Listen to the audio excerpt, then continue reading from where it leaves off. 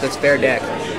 Greg definitely metagamed this for a Delver-infested metagame, and then plays it against Boggles, which is a very different deck, operates incredibly differently than Delver, and it's very cool to see his deck still be able to interact. Right. This is what you're talking about, the live totals not really being a relevant resource, because when Greg's got control of the board, he's going to be hitting for tons of damage at once. Yeah, Peter's not going to be able to come up with much defense, so there's either going to be board control out of Greg, or Peter's just going to smash him with Boggles. Those are pretty much the only two ways this game can go. And Greg's going to gain a life off this fetch land. Gain 2, pay 1. Len's going to come in, gain another 2. Greg's outside of 20 life, which that's always nice to see when you're playing Boggles, when your opponent has more than 20. Usually you have more than 20. And until last turn, Peter did. And Greg's going to have an Abrupt Decay next turn, which is actually a really big answer. That's going to be able to deal with Rest in Peace if he wants to go for it. I think he just gets to sit back here, attack with what he has, and just not have to worry about any threat that Peter does land. Absolutely. So there's that draw spell. I can't remember the name of it. Do you know the name of it? I do not. I don't want to keep calling it draw spell. The black and 2 converge draw spell from Battlefield 4. It's very powerful. It's seeing a lot of play in Standard, I believe. Yeah. Potential future staple in the Bob Bolt decks. Oh, yeah, absolutely. You can bolt yourself and draw 3 cards. You bolt yourself, you draw 3 bolts. Perfect. What else do you want? Combos. So it looks like Peter drew a Mental Misstep. Greg is on an embarrassment of riches. He's got double Abrupt Decay, Green Zenith, Tarmogoyfs. He pretty much just has this game locked up. Yeah, I don't see him losing this game. He can Abrupt Decay that Rest in Peace, and Tarmogoyf will be a 1-2 and survive the Night of Souls Betrayal. Who needs Treasure Cruise and blue to draw 3 when you have this Sylvan Plug deck that has been drawing 3 just both these games? That card's really showing work. It's doing a lot for Greg, and with 3-color deck, you're able to always hit the Converge, which is a big deal. So Peter's going to draw a Path, which I like a lot. It's a little late here. He's a 2, but that could have been relevant. Looks like he's scooping him up. And Greg's going to take that 1 and 2.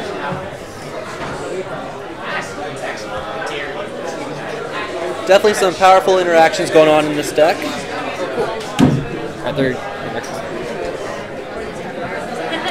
Welcome back to the booth. So that was a really cool round 1, and it sounds like every single match this round ended in 2, so it was a clean sweep for every single one. So that was actually the last match. So we're going to be coming out with round 2 here in just a couple minutes. So we're going to be going down in a sec, but stay tuned. We'll be right back.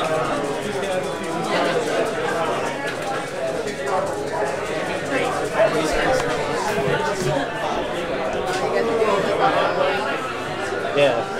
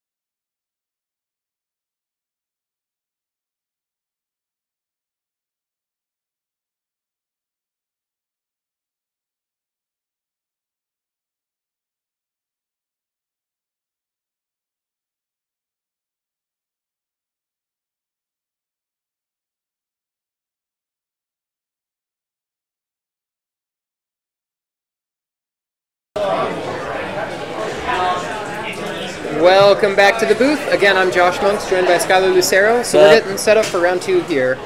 We have Jason Ames versus Joe Cross for this round. Jason Ames is playing Bug Control, Sultai Control. He's played at all of the Modern no ban lists so far. He's a big proponent of Modern, big proponent of this format, and he puts up a lot of good results with this deck. I think he won one round, he won one of the Modern no ban lists, and then 3-0-1 the other one. So it makes sense, as we've seen. Abrupt Decay is pretty solid still, no matter what Modern variant you're playing. Yeah, so his deck has all the staples that you'd expect from a Bug Control deck. He's got Tarmogoyf, he's got Mental Missteps, he's got Treasure Cruises, he's got Abrupt Decays, Dark Ponders, Preordains. Oh yeah. He's trying to get into his deck, find the cards he needs. I think he's running Thought Scour as well to help field those digs and Snapcaster Mages. Ooh, is he playing any Gurmag Anglers or Tassigurs? I think he might be playing one Tassigur, maybe 2. Rather just cast those dig through times than Treasure Cruises. Yeah, that's really what he's looking for. And then on the other side, Joe Cross is playing Tezzerator.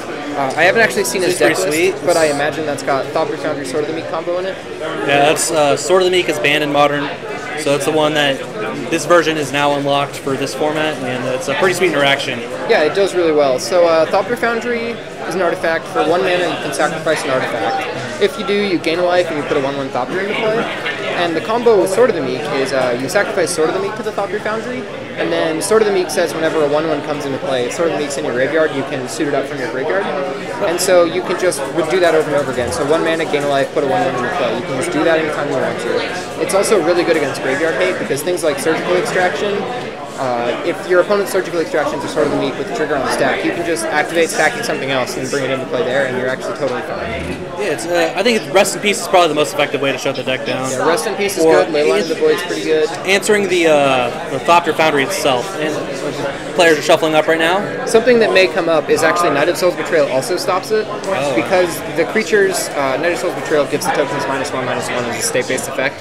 So the tokens will come into play as 0/0s and die, and they don't come into play as 1/1s, so Sword of the Meek won't even trigger on them at all. The players looking at their 7s right now. Yeah. Jason sees Inquisition. There's a Snapcaster behind it. I see some fetches. There's an Abrupt Decay, Deathrite Shaman, Liliana. This hand is flush with good cards. Yeah, and it looks like he also has a Treasure Cruise to refill. Maybe I'm making that up. The card behind Liliana, is that a Misstep or a Treasure Cruise? It's a blue card. It might be a cantrip as well. Or it might be a Gixprobe. Jason's going to start out with the fetch here. I imagine he's going to get a shock and then go for a Deathrite Shaman. Really solid turn 1 play. Following up with Liliana is also very strong, especially if your opponent plays a 1-drop. Yeah. Nightmare Fuel from Modern formats past with turn 1 Deathrite and turn 2 Liliana is not really fun to try to fight back from. Yeah, so Jason has described this deck as Jund with blue in it, which I think fits very well. The deck plays a lot like Modern Jund did back when Deathrite Shaman was legal, which was a nightmare for a lot of decks to deal with. And this is just another example of the deck showing its prowess. So Joe's going to start out with, it looks like a Seed of the Synod into a Mox Opal. So that's not active yet. He doesn't have Metalcraft, but he's only 1 away. Looks like there's a Ponder in Joe's hand, so he's going to fire that off.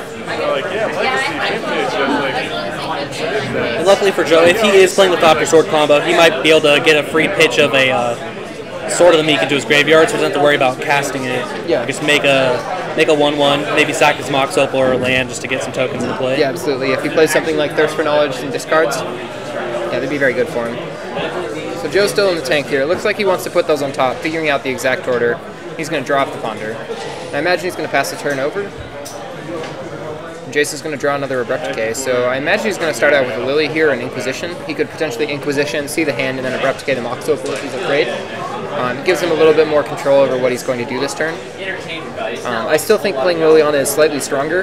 Playing Liliana when your opponent doesn't have a threat in play and you can just start it on 4 counters is very good. And it looks like Joe is aware that's what's going to happen. Jason might have said Liliana, or Joe might be. I've had nightmares of this happening before, and I know it's happening now.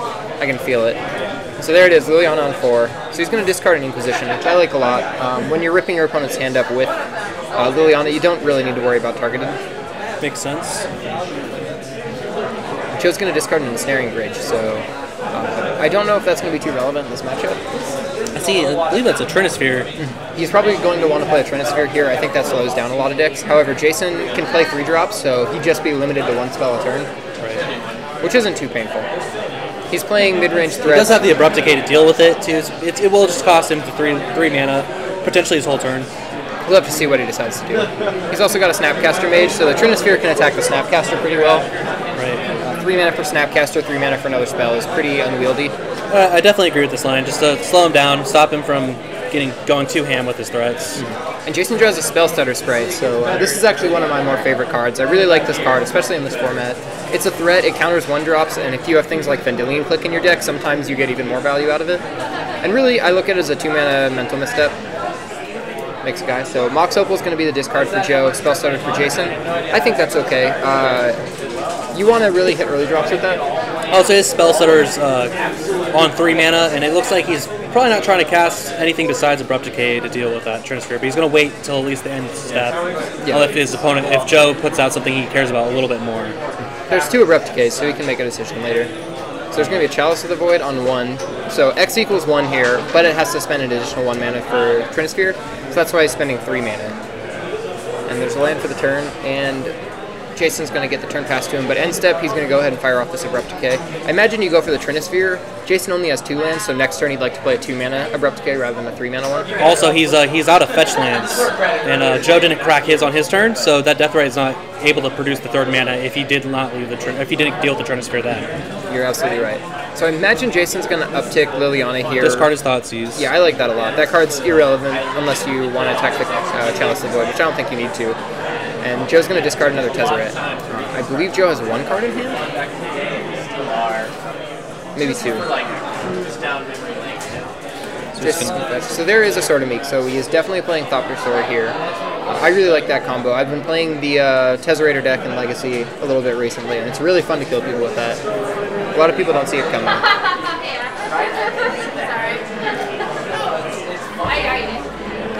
And Joe's going to untap and draw for the turn. I don't even think the deck's names say, like, if he does play Tezzeret here, he's still not in a very good position. He could make the Chalice a 5/5 and maybe try to attack the Liliana, but then he's got an Abrupt Decay for it. And if he makes his, if he makes the Darksteel Citadel into a 5/5, say if he drew Tezzeret, then Liliana takes down and makes him sacrifice it because it's tapped right now. Yeah, absolutely. There's not a lot of good ways to deal with that. Liliana's also on 6 here, so he could potentially ult that this turn. I imagine he's going to uptick 1 more time. He wants to keep that Liliana around. It's a big threat. Joe's going to Brainstorm here with the Jace, which does not get hit by Abrupt Decay, which is a big deal. But Jason could potentially flash. He could flash in Snapcaster end of turn and then send. Just deal with it. Yeah. Very clean answer. Sometimes you play that guy as an Ambush Viper, and he's everything you wanted in the card. You know, I think that's probably the correct play because he's not hitting his land drops. He doesn't have too many cards he wants to flash back except Abrupt Decay, and he could just keep the Abrupt Decay. Yeah. So it'd be interesting if he does draw a land here. He'll probably just hold it in hand, uptick Liliana to 7, and then maybe next turn go for a ultimate. Yeah. If he so wants to. So Jason's going to put 2 cards back. I imagine he's going to keep a card in his hand that he doesn't care about, in case he has to discard to Liliana. Makes sense. I don't know what that last card is, but I imagine it's probably another land or something that he doesn't care about. Seems interesting. That card might have been something he just doesn't want to have at all. He values it less than that fetch land. He might want to just fetch away the top cards and then just get a little deeper with his Jace. Absolutely. But as we see with Jason flashing the Snapcaster here, it is going to deal with his Jace. So those plans might have been foiled a bit. Yeah, Jason sees the line of getting rid of your Jace this turn. 4 mana for Brainstorm is not a very good price. And Jason has the choice of either playing a Tarmogoyf here and Abrupt Decay. I like playing Tarmogoyf and then not using the Liliana. Yeah, and then not using the Liliana. That's what I was going to say. Just passing the turn. Put the pressure on. Because once you hit a land, he is going to uptick. Oh, okay, so he's deciding to pitch up. Tarmogoyf is pretty big right now. We got Artifact and Planeswalker, so I believe it's a 5/6 right now. Sorcery, instant. So yeah, and we've also got a creature with that Spell Stutter Sprite that gets discarded earlier. Interesting. So he pitched a Thirst for Knowledge. Yeah, so this 6/7 Tarmogoyf is gonna end Joe's life very soon. Jason can actually attack for 6 with the Tarmogoyf, 2 with Snapcaster for 8, and then drain with Deathrite for another 2, so he can deal a total of 10 damage next turn. We'll put him on a 2-turn clock. Yeah. So Joe really needs to find an answer soon. And what's kind of scary is those Ensnaring Bridges aren't great answers. I guess there's no more Abrupt Decay in Jason's hand, but there's a Thought Foundry. So there are a couple artifacts that Joe can sack here. He could sack. He can make 3 this turn if he really wanted to. 4. He has access to make a 4th one if he wants, but probably won't be doing that one. Yeah, and I think Jason here is getting punished a little bit for upticking Lily last turn. If he hadn't upticked, he'd be able to Abrupt Decay here and then use Lily. So it looks like Jason is ulting Lily, took a d6 off, and so now Joe's got to think, do I want to make any tokens in response or not? And I imagine you do. They're going to end up in the same pile together. And you're just going to gain 3 life, because if they were the cards that were getting kept, then they would also have to be split into the piles. So Jason's going to let this resolve. You can't really counter it. Oh, so here are the piles. Oh, so he's floating mana. Okay, he did not activate. So here's the piles. We have 2 lands and a Thopter Foundry in one pile. And then 2 lands, Mox Opal, and Chalice of the Void in the other. These piles really aren't that good. I'd imagine you keep the Thopter Foundry, but I don't think there's any draws that are active in that pile. You have to draw Sword of the Meek and start activating it, which I just don't know if you can do. Yeah, this Liliana Ultimate's doing some work right now. But yeah, he's going to keep the one with the Thopter Foundry. You probably don't make any tokens this turn, but looks like he's going to. So he wants to chump block. I don't know if I like this line very much, because now he's taking a line that's making him not lose this turn, but he's also not taking a line that's going to allow him to potentially win. Yeah. He might not have that many things in his deck to deal with them. Yeah, he's throwing all his resources in the chump block basket, which means that he's not going to have anything left. And if he draws something like Sword of the Meek here, I think he'd be able to potentially come back. Jason would have to draw an Abrupt Decay or a Snapcaster before he'd able to answer it. Players are going to shuffle up for a post-board game. Spell control deck's really punishing the Abrupt Decay. Just is so versatile. It can answer pretty much anything: creatures, artifacts, enchantments. It can attack decks on all sorts of different angles. And so, what are the sideboard cards that Jason's looking at here?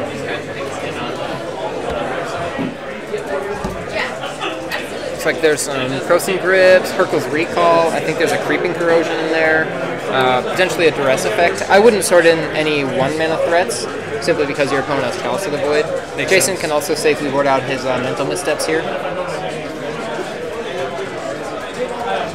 What do you think Joe takes out of his deck? I'm not sure what he's going to take out. I could see him taking out things like Ensnaring Bridge. They're not too powerful against decks with Abrupt Decay and Deathrite Shaman, Liliana. Yeah, things like this that don't need to attack to generate value. And I could see Joe boarding in things like Nihil Spellbomb. That'd be pretty good for him. Let's see. Yeah, so it looks like Jason does have some Thought Scours, Cruisers. He's got that Creeping Corrosion, so he's Mental Missteps coming out. That makes sense. Misstep, Spellstutter Sprites. I like that. See, your opponent's playing Chalice. You probably don't think he's going to be playing too many 1-mana spells. Yeah, that's usually how your decks work. You're either 1-drop heavy or you're anti-1-drop. You can't really be both at the same time, otherwise you hate your own deck out, and that's not really what you want. I could also see taking out the discards, some 1-mana discard spells here. You are on the... Yeah, being on the draw I think makes them a little bit worse, and also being against the Chalice deck makes them a little bit worse. That's what I was thinking. Definitely because of Chalice. You don't have too many things that you really want to hit at 3. I think you might have put him on Tezzerator at this point just because of the color combinations and the deck structure. Absolutely. And Inquisition's definitely not taking care of one of those Planeswalker threats like Jace or Tezzerator. Tezzerate's Agent of Bolas. Yeah, I believe that's in the deck. I'm imagining Tezzeret the Seeker is as well. Usually decks play 3 or 4 Agent of Bolas and only 1 or 2 Seekers. Agent of Bolas is nice because the uptick is tutor, whereas it's look at the top 5, get an artifact. Whereas the Seeker is -X to search your library for an artifact with CMCX, so that kind of runs itself out as you play it. Whereas Tezzeret the Seeker, while you're getting advantage with it, you're also protecting it a little bit by giving it some health. This is kind of a port from the Legacy deck where they, with a little bit worse mana base, but Tezzerator, when you have the Thopter combo on, you can ultimate quickly and just kill your opponent before they have a chance to untap. Absolutely. One of the big weaknesses about Tezzerator in Modern compared to Legacy is that you don't have the Soul Lands. You don't have City of Traders, you don't have Ancient Tomb, and those really accelerate the deck. You're trying to play a Chalice of the Void on turn 1, and the only card that Tezzerator really has to do that is Chrome Mox. And we did see that he did play a Mox Opal. The problem with Mox Opal... It's very unreliable. Well, you need another 0-mana artifact. You need an artifact land, Mox Opal, and a 0-mana artifact to be able to do that. It's quite a bit. And that's definitely making it a little bit less consistent. You want to be able to have it on turn 1. If you're on the play and you drop that on turn 1, you shut down a lot of cards in your opponent's hand. And he's not going to be able to do that unless he has something like... Welding Jar is a 0-cost artifact I could think of. I don't think he's playing things like Ornithopter. Probably not. I could also see him board out Chalice to avoid this matchup. Jason's deck is a little bit grindier. These bug decks tend to have a lot of 2-drops and a few 1-drops. So the Tezzerator lists are also missing Baleful Strix from Legacy. Oh yeah, which would be very good against this bug control, where you can sit there and not have to worry about Tarmogoyf attacks. Maybe protects his other Tezzerated threats from a Liliana. Also, really good with Tezzeret because you can make a 5/5 flyer and just swing over in the air and just wreck your opponent. Yeah, absolutely. It's also very good against cards like Tarmogoyf and Abrupt Decay. When you play that and your opponent has to either trade into it with a Tarmogoyf or Abrupt Decay, you're making a really good trade for yourself because you drew a card off this 1/1. Yes. And that's one of the things a lot of people forget about is that every time it trades, you're getting a 1-for-0. So our opponents are just about ready to present their decks. There they go, they get them back, they're getting their 7. And we're starting off game 2 here. Joe's going to be on the play, he lost last game. But Tezzerator is definitely a deck that's a little bit better on the play. Jason also had a turn 1 Death Right into a 3-drop, which is very powerful. Very hard to come back from. But we see Joe take a mulligan here, and like so is Jason. So these guys are going to 6. They want to try out the new Scry rule, I think. That's why they mulliganed. Yeah, friendly mulligans. Go down to 6, Scry. Yeah, the friendlies. The friendliest of mulligans. That's how we do it here. We follow the official rules of how to mulligan. That's what friends are for. Following the rules. This guy is really sad to me. I've known a lot of guys. I think on the draw, on 6 cards, I think I put the favor maybe into Jason's corner because I think he has a lot of cards that are a lot higher impact in this matchup. He can ignore a lot of stuff that Joe's trying to do, and the fact that he has Treasure Cruise to rebuild from a mulligan is very strong as well. And Abrupt Decay is going to be able to answer Thought Foundry, so Sword of the Meek won't go off the chain like it does against some decks. I could see a Grixis Delver see a Thought Foundry Sword of the Meek and go, oh, I don't have my Smash the Smithereens, I guess I lose. Just because making 3 or 4 guys with that combo before you draw an answer is very bad. And so Jason actually has a Hercules Recall in his hand here, which is really good in this matchup. It looks like he's got a Ponder, 2 Death Rights, and a land, but he's going to shift. There wasn't even no, sorry. No free Ancestral Visions for Jason over here. We're not that friendly. We're a little cutthroat here. Looks like Jason's going to go ahead and keep his hand though. Whereas Jason's on the multi 5. So he's only 1 card down, which isn't as painful as it always is. Normally mulling to 5 is just like a death sentence.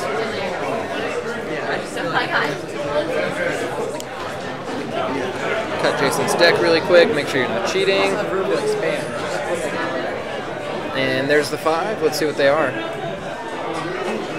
Thought Scour, looks like a Treasure Cruise, Hercules Recall. I think I see a Ponder and a Mental Misstep, but there wasn't a land. So Jason's really digging for basics here, or fetches, or shocks, or just about anything. He wants to be able to play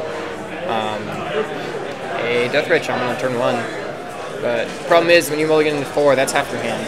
So yeah, this is one of those fair decks that actually needs lands to cast their spells. So we've seen hopefully a 4 that he's able to keep. Yeah, I mean, I want to see people play Vintage or Modern No Banlist. I don't want to see people mulligan in Modern No Banlist. It's not quite as fun. A little bit more boring. Modern No Hand List. That's what we're playing here. So down to 4. Looks like a fetch land, Hercules Recall, Watery Grave, and I think that was a Snapcaster Mage. It's the 4th card. We get a Scry. It looks like that's Dan on top. Yep. I think that's a Gitaxian Probe. That's not the worst Mold of 4 I've ever seen. I've definitely seen worse. I mean, I would probably keep anything that had a land in it. So yeah. Whereas Joe's going to go ahead and put his on the bottom. He doesn't want that, so getting a free card out of that Scry. We're going to start with the Darksteel Citadel and pass. Tarmogoyf's to draw for Jason. Snapcaster, Tarmogoyf, another Hercules Recall. Hercules Recall and a land. Wow. Yeah. That's very powerful hand. Yeah, he's got quite a bit. So we see a Talisman, I believe that's another Darksteel Citadel. So, if Joe runs out a couple more just artifact-specific cards, this Hercules Recall could blow him out, especially backed by a Tarmogoyf that's going to be at least a 2/3. I imagine if you play it at the right time, you make your opponent discard as well. Right. Gotta scoot those dice out of the way? Yeah, they're not representing anything. Representing the number of cards that he mulliganed to. I don't even think there's a 4 on those dice, but just in case. And Joe's going to play a Chrome Mox here as well. I don't know if he's going to imprint. Looks like he is. He's going to put a Tezzeration of Bolas. I don't know if I like that at all. I don't know if I like that line at all. He might have a second one? Oh, all on the Thopter Foundry here. Which I like that line. I think that's fine. But I just feel like you could save doing that a turn and just play that Tezzeret. Maybe he doesn't have another colored source in his hand, and so that's why he played it. I don't know what the last card is. Do you think he values that Thopter Foundry more than he values the Tezzeret here? Well, I think the way he sees it is he's not going to be able to play either one because he only has the Talisman for colored mana, and both of them have 2 colored mana symbols. So he wants to at least do something now rather than just wait until he hits another mana source. But I just think Tezzeret Agent of Bolas is so powerful. And I think that Thopter Foundry, unless he has a Sword Gimmick in hand, isn't doing more than that Tezzeret is going to be able to do. And if he's playing around, if he wants to play around something like Hurkyl's Recall, this card doesn't really play around it better than Tezzeret does. So he's got 2 in hand now. We'll have to see what he decides to do. Looks like he's got a Seat of the Synod. So yeah, if he had held that Tezzeret Agent of Bolas back last turn, he'd eventually be able to play one. So for 3, he's got his last card. It's a Lily, which is, oh wow, that's actually really good here. Indeed it is. Making sack here, Tarmogoyf. So he might have been trying to set up for this line. Huh. So it looks like he's actually going to go upstairs. This is really bad for Joe, actually. You think so? He can make a chump blocker and protect his Liliana? That Hurkyl's Recall is going to blow him out. Oh, yep. So Tarmogoyf is actually just a 1-2 right now. The Hurkyl's Recall will make it a 2-3, so it's not going to be able to deal with the Lily. So he's going to fire off the Abrupt Decay now, which I like. Which now is a swing for 3. Oh yeah, absolutely. Come in for 3. Are you going to make a blocker? Yes. You know, if he wants to sacrifice an artifact, it's going to make Tarmogoyf a bit bigger too. Yeah. So Joe's going to intelligently just take it. I don't think you have any reason to interact with that. Just ignore the clock. Especially if it's stuff like Liliana in your deck. Jace the Mind Sculptor off the top is a huge draw. You think he's just going to bounce it right now? I don't think bouncing it is right. I feel like probably Fate Sealing is really good here. That might be what I would do. Your opponent's only got 2 cards in hand and 2 lands, so he's going to brainstorm. He might just lose his board here. Yeah, This Hurkyl's Recall will bounce all of his board, and then he will also lose his Jace. Yeah, this Hurkyl's Recall is going to be an absolute blowout for Jason. And Jason's really going to come back off this mulligan to what, 4? 4. Yeah, he's really showing his deck's prowess here. I don't know if this is supposed to be a good matchup or not, but it's looking very favorable for Jason. 1 Tarmogoyf is enough threat to really put a damper on the entire game. So I imagine he's going to say, okay, I'm going to attack Jace. Do you have any responses? And Joe's like, yeah, you know what, I got one. I'm going to go ahead and sack this to Thopter Foundry. Going to go ahead and gain a life and make a Thopter. And Jason says, well, before you block with that Thopter, let me recall something from back in the day. Are you familiar with the card Upheaval? I am. This is a one-sided Upheaval. It is. 2 mana Upheaval. This is also really big because it's going to bounce that Chrome Mox, and if he wants to replay that, he's going to have to exile another card from his hand. And right now, I don't think there's anything he's got. I think he's just got another artifact in hand. One of the important things about Chrome Mox is Imprint says a non-artifact card. So even though Thopter Foundry is colored, you still can't exile it to Chrome Mox. That's why I was like that. And then Goyf comes to Jace, and Joe has no permanence in play, so he just got upheavaled. We see a Sword of the Meek for Joe's draw. Yeah, he got it off the Brainstorm, but he's not at a point where he can really start casting this. Jason, however, did pitch an Abrupt Decay earlier to that Lily. Or he used it on the Lily. So we're going to see a Spell Pierce on that Chrome Mox. And so this doesn't give him the right mana to cast Thopter Foundry because it's double blue right now. Well, yeah, he's got double blue, and Thopter Foundry is blue and then white or black. So you need one of those other colors, and there just isn't one right now. And so Jason's got an Inquisition here that I imagine he's going to fire off. He's also got an Abrupt Decay. I can see him Abrupt Decaying the Chalice of the Void. That hurts. For the Chrome Mox. Yeah, Chrome Mox, sorry. I think if you know... Oh, yeah. I think I would have just saved it and just Inquisitioned him. Or maybe just Inquisition and taken the Thopter Foundry. That would have been my line. That's one of the scarier things to happen. And this Deathrite, it's actually going to be see. So this is not. I guess he's forced to sacrifice one of his other artifacts before he gets the sword. Yeah, his hand is going. 2 Darksteel Citadels though, so I don't think he's too worried about that. And as long as if Jason does rattle off another land here, he can repeat the one-sided pick up your board. Oh wow, yeah, because he's got a Snapcaster Mage in his hand. Very true. So that'll come in big. However, Jason doesn't have a permanent answer for the Thopter Foundry, so I don't know what's going to happen on that end. Joe's in the tank here if he wants to play anything. I think Joe's in the tank here if he wants to play anything. I don't think you play anything here because you just want to spend 3 mana to make 3 1/1s. I agree. Bring this back, suit it up. You gotta put that. He's gotta put the artifact into his graveyard. Yeah, and Jason's like, hey, that's dead, isn't it? He'll probably just wait and see what Jason wants to do, how he wants to react before he continues spending mana. Absolutely. I want to bluff a remand or a spell pierce here. Yeah, I don't think there was any value in doing that at instant speed. Oh wow, another Hurkyl's Recall is the draw for Jason. That's huge. So Goyf's gonna get in. I feel like if you're not going to use the Sure, you can block. That's fine with me. I just want to save it for a more opportune time. Yeah, I feel like there's going to be another window. That window's definitely starting to close up, though. Yeah, he's going to make activate 2 right here. I'm probably just trying to end the game. I think you need to get in with Tarmogoyf probably 2 or 3 more times to end this game, and that was one of those times that he could have gotten in. And because he did get rid of the Chalice, he got rid of the Chromox, so you know he's not going to be able to just when you do pick up his board, he's not going to be able to just hard cast one of those one of his threats like Thopter Foundry here.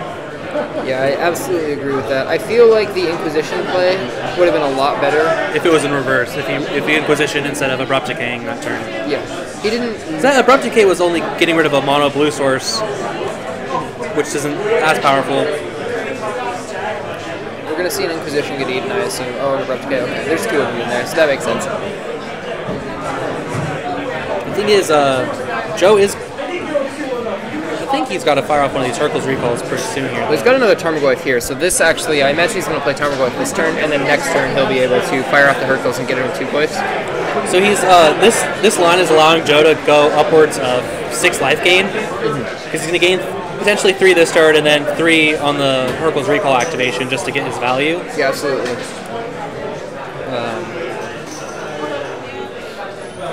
Which if he had just Hurkyl's Recalled, he might have just been able to just end the game. If he'd Inquisitioned that Thopter Foundry, I think Jason would have won the game. No question. So we're going to see an end step Hurkyl's Recall. I don't know if I like this all that much. I feel like playing the Tarmogoyf is a little bit better, just because it's going to be a faster clock after you Hurkyls. And with the Snapcaster Mage in hand, and you got to imagine a couple turns down the road, you're going to draw another land, be able to cast that Snap for Hurkyl's. So we see a replaying of the Thopter Foundry, which makes sense. Yeah, I like that a lot. But now, like, Jason's kind of in an awkward place just because that... I'm probably attacking with Goyf here, using the Deathrite to make a mana to play my other Deathrite and then play another Goyf, and then probably just start using those to beat in and drain. Yeah, absolutely. But Joe is going to be able to make 3 Thopters, which is going to block... He's going to net a Thopter every interaction of combat, and he's also going to gain 3 life. Yeah. So he's going to stonewall these Tarmogoyfs for quite some time. There is a Snapcaster in Jason's hand, so I imagine he's going to snap Hurkyl's. But I feel like if he had played a Tarmogoyf last turn and Hurkyl's this turn, he would get 2 turns of attacks in with these Goyfs rather than just 1. Wow, so Joe's actually just going to scoop? I don't know if I like that at all. I feel like he's not dead yet. Yeah, he's definitely got some time. I felt like he wasn't even in the worst position, but I don't believe he felt the same.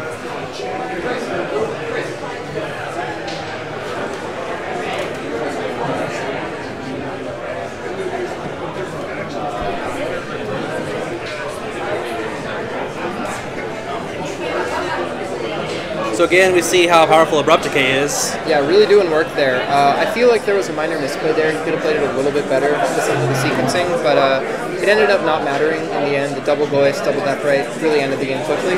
But that was round 2, and that was actually a pretty quick match. So we're going to try and find you another match in this round 2 to put on camera. So we'll be right back, guys. Stay tuned.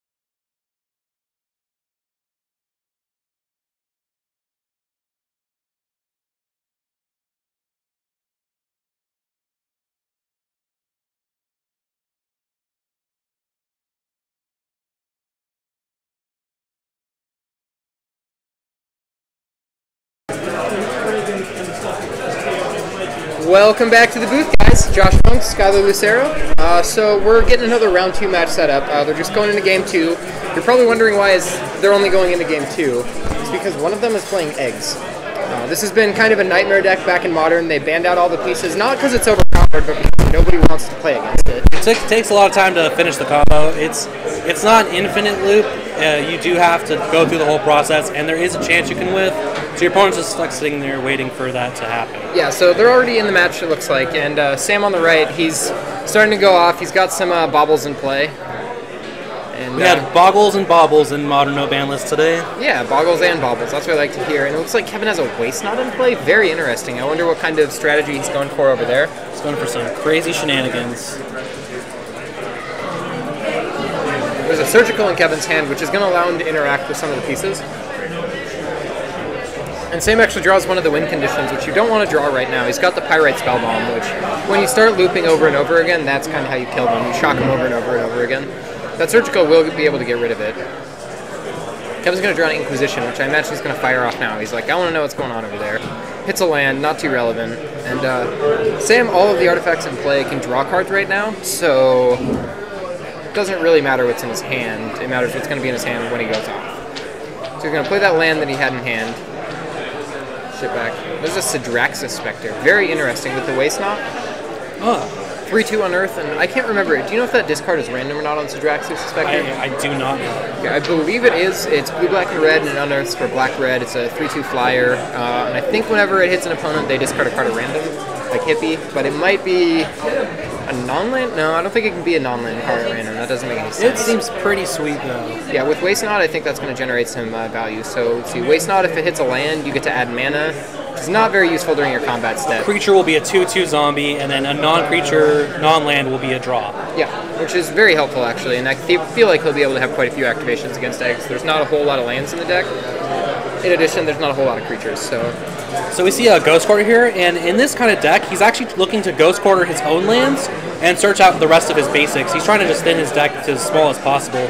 Yeah. You won't see it happen until he has a Faith's Renewal? I believe Open the Vaults is another one they potentially are playing. And a Second Sunrise. Yes. And what's actually really cool with Ghost Quarter and that synergy is you can Ghost Quarter your own land. Those both go to the against graveyard. Sidraxis Spectre, that player chooses and discards. They choose and discard, but they have to discard a card. They have to discard it. That player discards a card. Okay, very cool. So Sidraxis Spectre, as we found out, is a forced discard, but it's not random. It's a Raven's Crime. So we're going to see an Unearth on the Spectre. Spectre's going to come in. Wow, Burning Inquiry in Kevin's hand. Yeah, so which is going to get 3 active. It's going to get 3 triggers off of this Waste Knot. Yeah, and so the problem with that Waste Knot on the Sidraxis Spectre is that mana gets added during the combat step, and then it wears off by the time you get to main phase, so you can't cast a lot of spells with it. And Sam's going to pass the turn back. What is that blue card? Is that a Reshape? That is a Reshape. Very powerful. It's kind of like Transmute Artifact, yeah, but a lot tinker. less broken. Yeah, it's a fair tinker, I'd say. Blue, X, I believe. It's just a double blue X. Double blue X, and then you X is the difference of the 2 cards you play. And so Sam's going to hardcast a Leyline of Sanctity here, so he doesn't want to get targeted by any sort of Thoughtseize effects, but it's a little bit late. Instead, we're going to see, I believe that's a Demirtron. I'm not sure which mode it is. I believe one of them is look at the top 3 of a player's deck, and you can put 1 in the graveyard or 2 in the graveyard, and the other. I believe it puts 2 in the grave and the 1 on the top. So it kind of lets you see what's going on in your deck a little bit. Get rid of some chaff if you don't want. And he's in the tank here. I don't think he wants that Lightning Bolt. I don't think that he wants the Inquisition with that Leyline of Sanctity in play, so he's going to keep a land, which doesn't feel very good either. I imagine these Burning Inquiries are going to get played pretty soon. I feel like you want to be holding a lot of cards that you don't really want when you're casting them. I think the reason it is a random discard, so I think he doesn't want to fire them off now because he wants to hold that. He wants that Surgical? Surgical. Okay. So we're going to see a Shape Anew here. It looks like X equals 0, so I believe it's getting a 1. Lotus it's getting a Lotus Bloom. Okay. That makes sense. That's a typical line that this deck does. Yeah, that makes sense. Especially if he's going to be running all sorts of Faith's Rewind or Faith's Renewal and Second Sunrise effects. Yeah, he's going to want the mana to do it. So he's going to start out with the Silence here. He's like, I don't want you to cast any spells. So if you want to use that card, you better use it now. We're going to see a Mana Leak on the Silence. So he's saying, hey, do you want to crack that Lotus Bloom? And Sam's probably like, no, that's fine. I'm just going to go off anyways.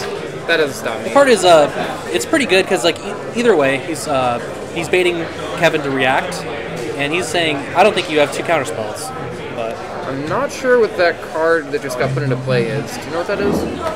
I think that's the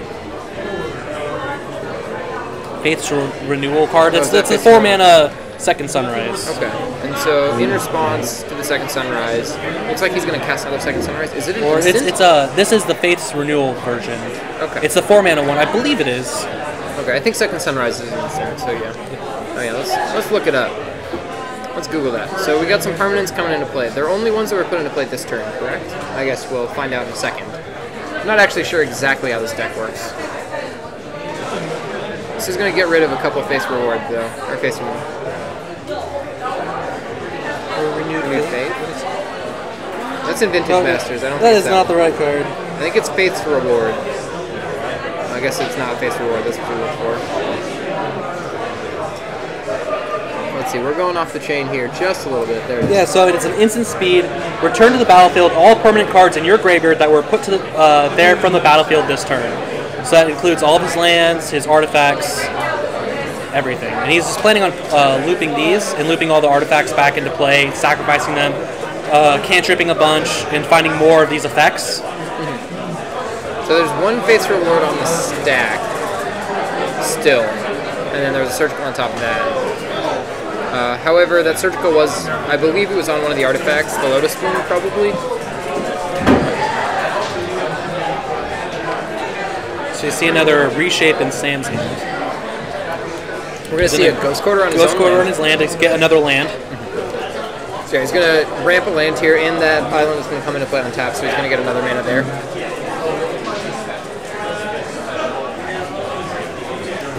Shuffling up. I really, I haven't seen this deck go off in a very long time, and I'm a little unsure how it's going to work out, just because he doesn't have a lot of resources right now. He doesn't have a lot of cards in his hand, so... The last time I saw a deck like this is when Stanislav Sivka won the Pro Tour here in Seattle. I think it was Seattle, It was 2013, right after RTR came out.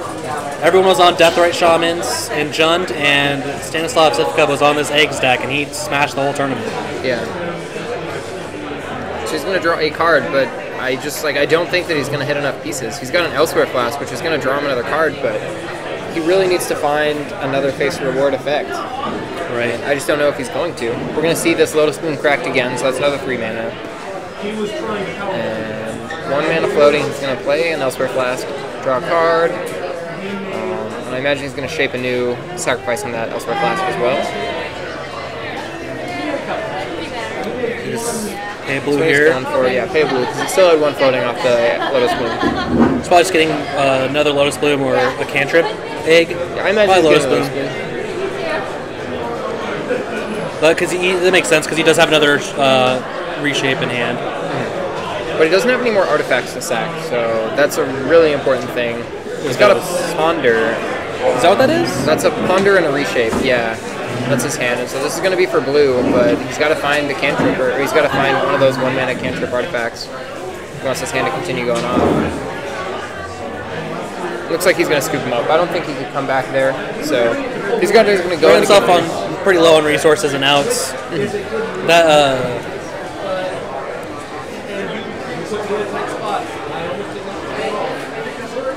consulting the sideboard here. Yeah, these guys are setting up for game 3. Kevin's looking at his board. I imagine you want all of the Surgicals in your deck right now. Dispel also hits... it hits the cards that he's trying to combo off with. Yeah, I'm surprised he's not boarding those in. It also hits Silence. What's the second sunrise? The second Sunrise. It's an instant. It returns, I believe, all permanents put in a graveyard for play this turn. Really strange that these cards exist. I'm really surprised that Each player returns to play all artifact creatures, enchantments, and lands put into the graveyard from this play. Okay, I thought it was just permanents. Or this turn from Almost every play is permanents. So they're just redundant copies of each other. One's 3 and one's 4. These guys are shuffling up for game 3. It's These guys are shuffling up for game 3. I really like the playmats these guys have. Sam showing up with Mazorius playmat for his blue-white deck, and Kevin's showing up with the Hedron Islands playmat for his Grixis deck, which doesn't quite match as well, but can't always get what you want. There's not a lot of Grixis playmats out there. It's pretty ominous looking. Yeah, and so chat's mentioning that they think Kevin's deck is pretty fair, and it looks like it. The Burning Inquiry is kind of impressive. I hope it does something really cool with the Waste Not. I saw that combo right when Waste Not got spoiled, and I don't play a lot of Standard, but I saw, hey, there might be a cool deck based around this, but it might just be crappy Johnny combo bait. So I'm glad to see that a deck like that exists. We're going to start out with the Swamp with an Inquisition here, which is going to hit, I believe, a second Sunrise. That's exactly what you want. I'll take the second Sunrise. You don't get that. Kind of important. There's also an Elsewhere Flask, which doesn't feel that good to hit, so... He does need those second Sunrises to combo off. He will need that or the Fate's Reward. Fate's Reward. Yeah, so Eggs is what's known as kind of a Fairweather combo deck, so rather than saying, okay, I'm guaranteed to go off right now, I'm going to do this combo, it's like, I think I'm going to go off. I'm going to draw like 6 cards and make 8 mana, and I imagine in those 6 cards there will be another Fate's Reward or Second Sunrise, and you just keep on having to do that until you get through your entire deck. And the baubles do put them back into your deck, and so if you have a shuffle effect with the Ghost Quarters, you can shuffle them back into your deck, and you do have more live draws to get to them. And so Sam has a hand of 4 lands right now. It's not really what you're looking for. He's pretty much out of steam. He does draw a second Sunrise here, which is a big deal, but I don't know if it's going to be enough. He doesn't want to fire that off until he absolutely has to. Yeah, I think he wants at least one more egg effect. I feel like if you don't have a mana egg effect, then you probably shouldn't be trying to go off. He would be able to get his fetch land back, and then his Elsewhere Flask and Chromatic Sphere if he wanted to this turn. But I think he's waiting. He wants probably a little bit to see a little bit more cards. Yeah, playing that as a draw 2 in a land is not really its maximum value. Like you can hit so much more value off that card. He's gonna fire off a Ponder here. I imagine he's gonna save this fetch land for the turn that he does go off, though. Right. Which makes a lot of sense. And so we do have 6 minutes left in the round. However, Eggs is somewhat notorious for being able to kill it. Does he a reshape? And I think he's just gonna snap, keep that one on top, draw it. Might just use it this turn to find a Lotus Bloom, and then. Yeah, I could see him trying to go off here. Having a reshape changes this just a little bit because he's going to be able to draw here and reshape back, bring it into play and draw a card, because that just happens whenever it dies, not when you activate the mana ability. So even if it does get countered, he will get a draw. Yeah, is it as an additional cost sacrifice an artifact? Yep. Okay, it's a little strange that he hasn't put it in the graveyard yet. We'll have to make sure that it ends up in the graveyard there. I feel like it is. I know Tinker is. Transmute Artifact, however, is not. That card has been errated and changed so many times. But I believe this is just going to be a Mana Leak fired off from Kevin here. He does not want this reshape to resolve, which makes sense. Mana Leak can sometimes miss. If your opponent has a second Sunrise, they can make enough mana usually to resolve something else. And Sam does have another fetch land, so he can just use this one this turn, use this Preordain, and then save a fetch land for the turn he wants to go off. Yeah, I feel like he could save a turn. He could wait a turn on that Preordain and save the fetch. Just because when you have fetches, multiple fetches in a turn seems pretty solid as well. Yeah, when they all just add 2 mana instead of just 1. So here's the Preordain, though. He's deciding that he wants to get into his deck a little bit faster, and I believe that's another reshape, or is that a Ponder? I believe that's a Ponder. If it is a Ponder, I wouldn't put it into your hand this turn. I would wait. I'd probably put it second from the bottom. Yeah. That way, second from the top. That way you don't get it discarded out of your hand. Mm-hmm. And if you could just get a land this turn or something, he's just going to ship both of them. Looks like he wants to double bottom. I think without a fetch land, Ponder's a little bit worse, but he's going to draw a fetch land off that, which is a little bit awkward. Well, Ponder lets you shuffle anyways, so if his top cards are whiffs, he can just get another free look. Yeah, one of the things that's nice with fetches, though, is you get to Ponder, see the card you want, and then fetch away the cards you don't want. So Kevin, he's got a mana here. He's going to play a Thoughtseize. He's going to see the second Sunrise and a Ponder. I imagine he's going to take that second Sunrise, though. It's a lot more powerful than Ponder. Right. And Sam is got to be kind of annoyed that his resources are just getting taxed by some hand disruption. They're like really sharp here. And so there is a Dimir Charm, and I imagine this is going to be look at the top 3 again. And I don't know if I'd actually play this right now. Sam just played Sam has a Ponder in his hand, so he's able to rearrange those. And there's not really anything there that matters. That's the problem. None of these cards are really relevant. If you could put any number of cards on top of the library and the rest in the graveyard, I can see it being a little bit better. But a lot of the cards in eggs are just, they replace themselves. They're simply artifacts that when they come into play, you draw a card. That's all they do. I believe it can also counter sorceries, and it has a third one. Yeah, I believe it destroys a creature, and you lose life equal to that creature's toughness, I think. It might maybe it's be power. Power 2 or less, I think.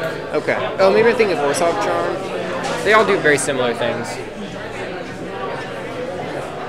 So Ponder's going to start off this turn for Sam. These modes aren't at their best in this matchup. No, not at all. So I imagine that's why he's using it to rearrange the top of the library a little bit.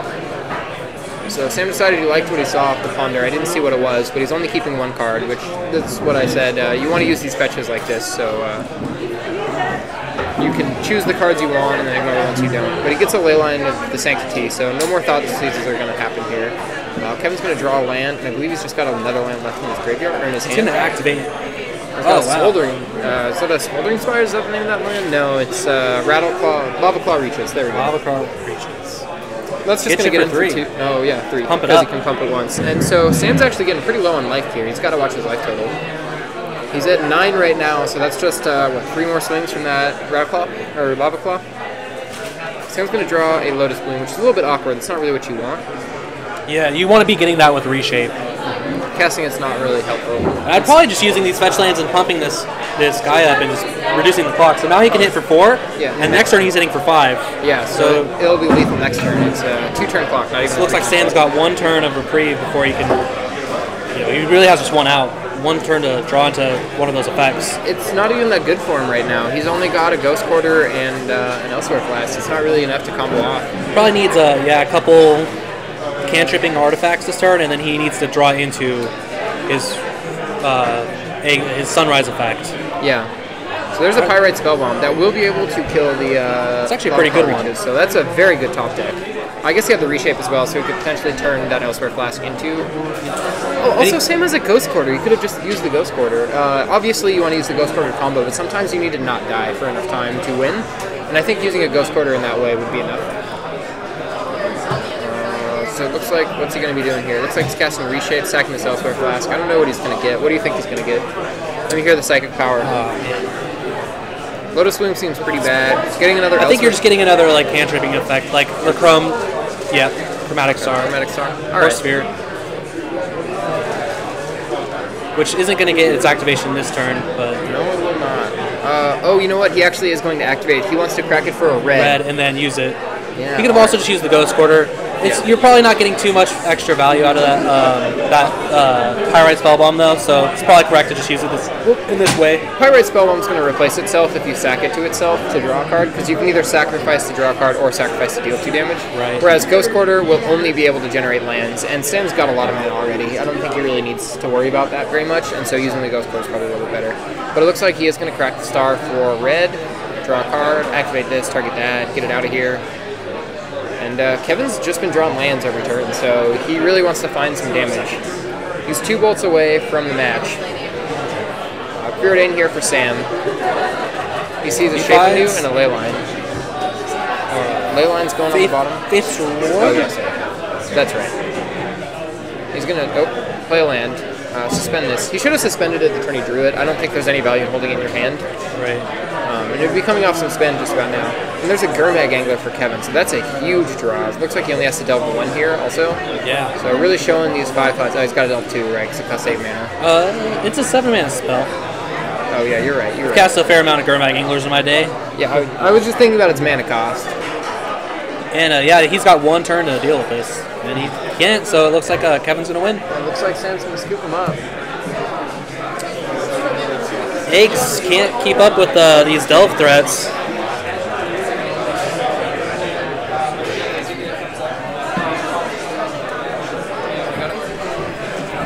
All right, welcome back to the booth. So that was a pretty cool round 2.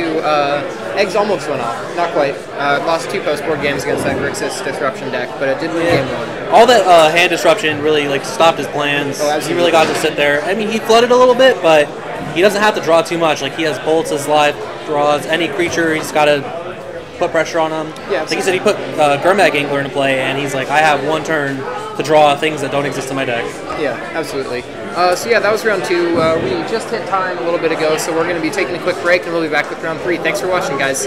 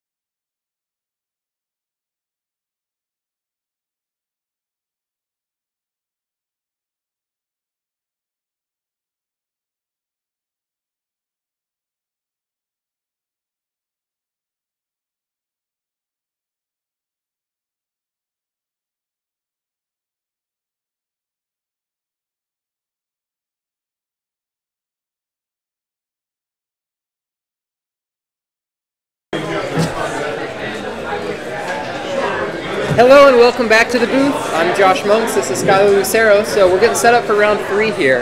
And so round 3 we have Adam Prusa. I don't know how to pronounce his last name actually. He's playing Jund. I don't think he's got Punishing Fires because he doesn't own Groves. So he's playing no Punishing Fire, but he's got everything else you'd expect out of that deck. Back into more scary decks from Modern's past. Full power Jund. You got Deathrite. You got Bloodbraid Elf. That's the one. That's yeah, the you one. have Lily as well, but that's definitely there. And then against he's got Skull Sisters, which is it looks like a Soul Sisters deck with Skull Clamp in it. So it's able to generate a lot of health and then also generate a lot of cards from sacrificing the creatures that it makes. I assume there's also things like Genesis Sphere. Is that the name of it? Genesis Chamber. There we go. Whenever a non-token creature comes into play, its controller puts a 1/1 token into play. Interesting. And so you can just turn those into draw 2. Yeah, the variation in Modern currently with the ban list plays a little bit more fair. Plays stuff like Ranger of Eos to generate its card advantage. Skull Clamp brings it to a whole new level with this deck. You just get to draw through your entire deck, play as many cards as you want. You have tons of life, tons of 1/1s.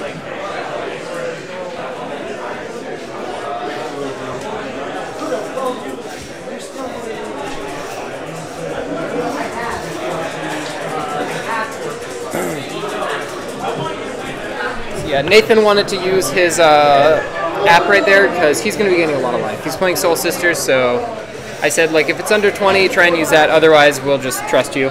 It's not too big of a deal. I feel like Nathan's life total is not going to be the most relevant resource here. Adam's not against the clock. Adam's a control deck here. Right. He's trying to control the board, keep things off, probably keep Nathan from drawing too many cards off that Skull Clamp. Okay, so it looks like Adam actually does have Punishing Fire. I know last week he was playing Jund. He said he didn't have Groves, so he's not going to play Punishing Fire, but it looks like he probably found Groves. And Punishing Fire is huge in this matchup. It seems very good. If your opponent's sitting there gaining life with their creatures, Punishing Fire is probably exactly what we want to be doing against that. Absolutely. So every trigger is going to just give him a free activation, so you don't even need to draw Grove of the Burn Willows to be able to answer your opponent's board. Yeah, as long as he's got that red up, he can sit there and keep adding it back to his hand. Yeah, let's just talk about this deck name for a little bit. It exemplifies what the deck is doing so well. What is a Jund? I'm talking about the other deck, but I guess we can talk about what a Jund is. It's a thing. I'm talking about that Skull Sisters though. So this deck, it's got Skull Clamp to generate card advantage, but it's mainly just a Soul Sisters deck, which generates a lot of life, generates a ton of tokens with things like Genesis Chamber, and then the Skull Clamp is just going to make the deck go out of control. It's giving it a very unfair aspect. All these tokens and 1/1s that it makes are just going to turn into draw 2s. I wonder if this is a Nor on the Wary build, or if it's just old-fashioned Soul Sisters. It possibly is. Oh yeah, he's got Pervro, so I'm thinking Norn's in this deck as well. It's certainly a quick clock. Yeah, so it looks like there's some plans. That's slightly helpful. Yeah, I mean, I could tell there were cards in his hand. Some Soul Sisters. Yeah, there's just one sister. Yeah. Soul Sibling, Soul Child. Then we get that one Scry. Looks like he's sending it to the bottom. I think it was a land. He's looking for some more threats. I don't know who's on the play, but they're good to start. So yeah, they just got the OK signal to go. I thought we had already given it to him. We're going to start out with a Thoughtseize here from Adam. This is a really good start. Adam's also on the play, so he'll be able to Thoughtseize this. Nathan's probably going to play a Soul Sister, and then when he plays a 1/1 next turn, it's going to get... Oh, he's still on the Ranger play. You know, if it was a land, I'd be interested in keeping it on top. It might not have been a land. I might have made that up. I'm not sure. I thought I saw a land. I thought it was a mountain. But yeah, it looks like he's got 2 Soul Sisters. There's a Ranger of Eos, that Perforos, and then also I believe that's a Champion of the Parish. If he has removal here, I'm probably still just taking one of the Soul Sisters. You take one Soul Sister, and then you get to Punishing Fire the other one and give your opponent... I'm probably taking the one that triggers off just his board. Yeah. Because there's one that, I believe the older one triggers off every creature. Oh, he's just going to take the Champion. Maybe he has no way to deal with it. Or maybe he thinks of it more as a threat than any of those Soul Sisters. But Nathan's deck does pretty much rely on gaining a bunch of life and playing creatures that progress that board plan. Absolutely. And I think maybe his line here is he thought Nathan would be playing that one drop first, and so you want to disrupt your opponent's plan as much as possible. Right. However, you're just going to Punishing Fire whatever he plays on the first turn, so it actually doesn't matter that much. Right. Oh, but he draws a Tarmogoyf for the turn, so maybe he's thinking about playing that here. Curving out, you go turn 2 Tarmogoyf, turn 3 Liliana. However, if you Punishing Fires here... Yeah, I think you just keep him from gaining a bunch of life. Stop his little engines. You don't want him to start gaining any life, because if he top stacks into one of his Sarah Ascendants. He's going to have a 1-mana 6/6 flying lifelinker. Yeah, does he require 25 health or 30 health? I can't remember. I believe it's 30. I believe it's 10 more than your starting life total, but let me Just double check. Good choice.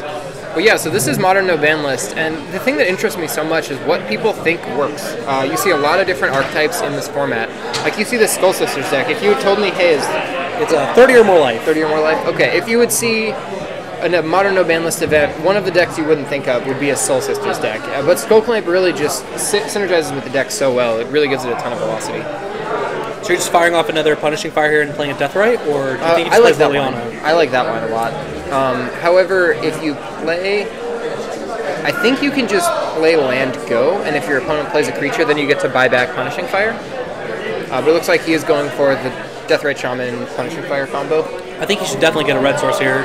Yeah, I think you definitely want a red source. I'd probably get the Blood Crab red-black duel. This deck's a lot more... Just getting a swamp. I like that a little less. I don't think that Nathan's hand is going to be able to pressure your life total that hard. You have a lot of control. You have this Liliana active. You have these Punishing Fires that are just chilling in your graveyard. And I want to just be able to, have my opponent maybe play something that gains some life and just get both my Punishing Fires back to hand. I don't see how I'm losing that game. Yeah, I feel like you want to either be activating Punishing Fire every turn to get it back, or casting Punishing Fire every turn. And if your opponent gains 1 life, then you can bounce it back to your hand and replay it with another red source here. I think he might have just been using Deathrite as a red source. Like he might just... Yeah, but this is exactly why. He does play removal. Path to Exile, I guess, would have gotten him a basic mountain. Probably. There's a basic mountain in the deck. Wasn't playing around a lightning bolt. So I imagine Lily's going to be the play here. No creatures on your opponent's side of the board. I'd probably play a Goyf, and then next turn I'd probably fire off the Lily. I don't want to discard my Goyf or my Bloodbraid Elf this turn, and I probably want to just use my Lily to make him Edict if he does play something. Okay, that makes sense. I feel like leaving red source up would be a lot better here. If your opponent gains life, then you get to buy back the Punishing Fire for free, which would potentially let him play Liliana and uptick Liliana next turn. And then, even just pitching the Punishing Fire that you drew, because you will just be able to generate card advantage with that engine as well. Yeah, if it's each player discards a card and you actually don't discard a card, you're coming out on top. So, simple math, really. I don't know if it's going to be relevant here, but it could be relevant if Nathan were to go Soul Sister into a 2-drop or Soul Sister into a 1-drop. But it looks like it's going to be a Mentor of the Meek, so... Yep, so he can... Yeah, when a creature with power 2 or less comes into play, he can pay, I believe, 1 mana and it will cantrip. Yep. It does not trigger off of whenever you cast a creature spell, it's when they come into play. But this Mentor is going to get answered by Liliana, so Liliana really showing its power here. He's going to swing in for 4.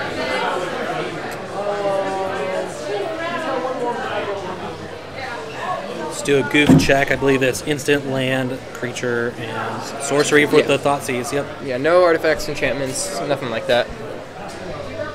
If Liliana does uptick and gets that Purphoros, though, we will have a 5/6 goof on our hands. Yeah, I imagine that's what Nathan's going to pitch next. It's the least... It doesn't impact the board. Yeah. It requires him to draw that 4th land, and then it's going to require him to also rattle off threats to get value out of.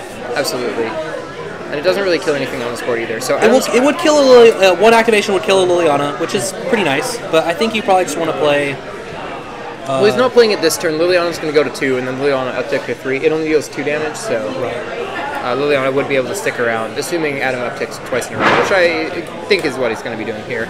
I imagine he's going to play Bloodbraid, though, this turn. Yep. That's what you want to do when you got 4 mana in play. And he goes for another non-red source, so I really don't like this. I feel like you want a second red source, potentially even the 3rd red source if you can. Yeah. 3rd red source would let him cast Punishing Fire and buy back 2 Punishing Fires. Yep. I'd probably just uptick Lily, discard Lily, and then play Bloodbraid. Yeah. We got Bloodbraid. It's time to wheel and deal. So there's a Grove, there's a Blackfleet Cliffs, and there's a Deathrite. So it gets him a Deathrite Shaman, which isn't too bad. It is another red source, which is pretty relevant for Adam. I think Adam wanted that Grove of Burning Willows, though. I think he could lose if he draws a Grove. There's the uptick on Lily, so it looks like Lily's going to the yard. Kind of an interesting sequence. I probably would have made my opponent discard before showing them I was going to cast a Bloodbraid Elf. Yeah, it makes sense. I'm thinking maybe you wanted to hit a Thoughtseize in position, see what's going on over there. Makes sense. Looks like Purphoros is going to the yard, so that is going to grow the Tarmogoyf. And Liliana discard as well is going to grow that Tarmogoyf. So it's a 6/7 now. So he's attacking for 9 this turn. That's a huge amount of damage. Yeah, it looks like this is probably going to just seal the game up. Unless Nathan is able to draw land Wrath of God. Or he has Path to Exile. Is that Path to Exile? That is a Path to Exile. I don't recognize that art at all. It's a dual decks, Johnny versus Bolus, I believe. Okay. I don't know Something the dual like dex that. cards, so haven't really seen them. I saw Punishing Fire. It might be Elspeth versus Tezzeret. I don't actually remember which. White versus some other color. Path to Exile versus not Path to Exile. Path to Exile versus Doomblade. That's the next dual deck. Heard it here first, boys. Path versus Bolt. That's what it is. Bob versus Bolt? Bob versus Bolt. Upkeep first draw step. So hitting him for 3, down to 10. And so there's a Soul Sister, so Adam's probably fine with that. Liliana is on 2, so he could sacrifice Lily to... He got another basic swamp, just to note, with the path, as opposed to another red source. But I don't think he runs a red source. Usually these gem decks don't, because the card they're afraid of is Blood Moon. And then you'll have plenty of mountains with a... Oh, so speak of... Bob off the top. Talking about Bobs. That's half the Bolt deck. Uptick Lily, I've got no cards in hand. That's pretty good. Oh, it hits the Ranger of Eos, which would have been really nice to resolve. Yeah, it puts a lot of cards in Nathan's hand that he can pitch. We're all about Bob Bolt here in Seattle. If you guys are coming to GP Seattle, just be ready for Team Bob Bolt. We're trying to take that thing down. I imagine this isn't going to get blocked. He's just going to take this damage straight to the face. Go to 8. So he doesn't have any cards in hand, and he draws the land, which is too bad because he really wanted to play that Ranger of Eos. I'm thinking he should have held on to that 1/1, whatever that guy's name is. Soul's Attendant. Soul's Attendant, there we go. Probably not doing. It's not blocking. It's not really doing anything on this board. It's a Soul Sister. So we're going to flip a Death right here, take a damage. Not really what you want to see, but you can cast it, so that helps. He drew for the turn. I didn't see what the card was that he drew. But I imagine we'll see it here in just a second. Down tick Lily, I'm going to eat your guy. Attack you for 5. Oh, this is just going to be lethal, so this is actually going to be game here. Put you down to 1, drain you for 2. That's going to be all she wrote. So these guys I think that Bob actually drew him into a bolt. Oh, okay. Didn't reveal a bolt, which is all we care about here. Yeah, didn't want to show his opponent the power. We're just talking about Bob Bolt in chat.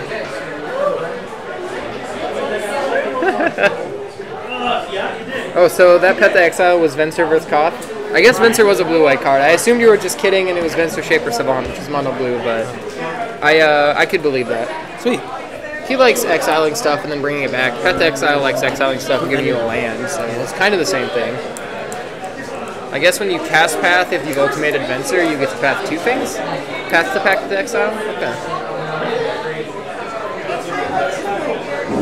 So what are the sideboard cards that you think these guys are looking at? Jund might have maybe a power... Oh, is that a bolt in the board? Yeah, it looks like he's got a bolt in the board. I'm a big proponent of running 2 or 3 bolts main deck in regular Jund and then a couple in the board, because you get access to a lot of other very powerful removal spells. Abrupt Decay, Terminate, Dismember, Go for the Throat potentially. Punishing Fire, as we've seen. Punishing Fire, and so you're a little bit less necessary to have these play set of Lightning Bolt. What cards are you taking out?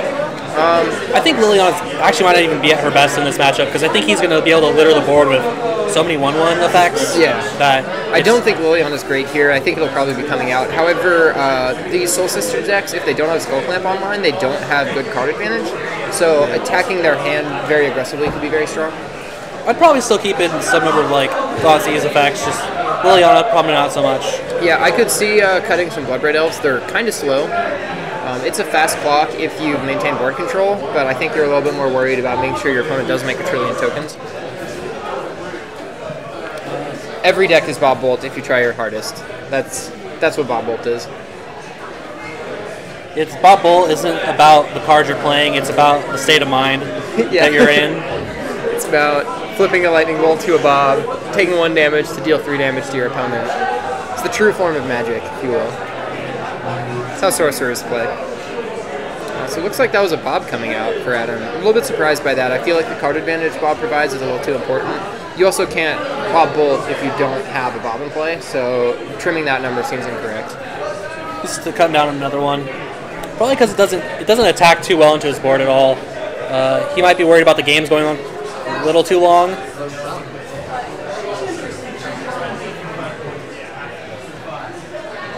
It looks like the players finished up sideboarding. Just had to change that deck name real quick. It was wrong. Yeah, I know exactly what his deck's trying to accomplish. It didn't make sense. I don't know what a Jund is. Yeah, a Jund, a whole Jund. Skull Sisters, I get that. Yeah, exactly. It makes sense. Jund isn't a thing, though. It's not really even a state mind. We talk about Bob Bolt as much as we want. That's the first rule of Bob Bolt. So Adam, he's on the draw here, so I feel like Bob Bolt's a little bit more favored on the play simply because they have cards like Deathrite Shaman to accelerate. Right. And Skull Sisters really wants to curve out aggressively while their opponent's still playing clunky comes into play tap lands. So we'll have to see what Nathan's hand looks like here. But he's looking for a couple 1-drops, probably 3 1-drops, 2 lands, some interaction, and like probably a 4-drop. He's consulting the sideboard one more time. He doesn't want to miss out on anything. May as well double check. I always count my sideboard between each game, make sure I got 15 there. I don't know what's going on. It looks like he might have miscounted, and now he's like, oh crap, I got accidentally boarded out too many cards. That Chalice is probably in there just for... You want it for Storm and Hypergenesis mainly? Right.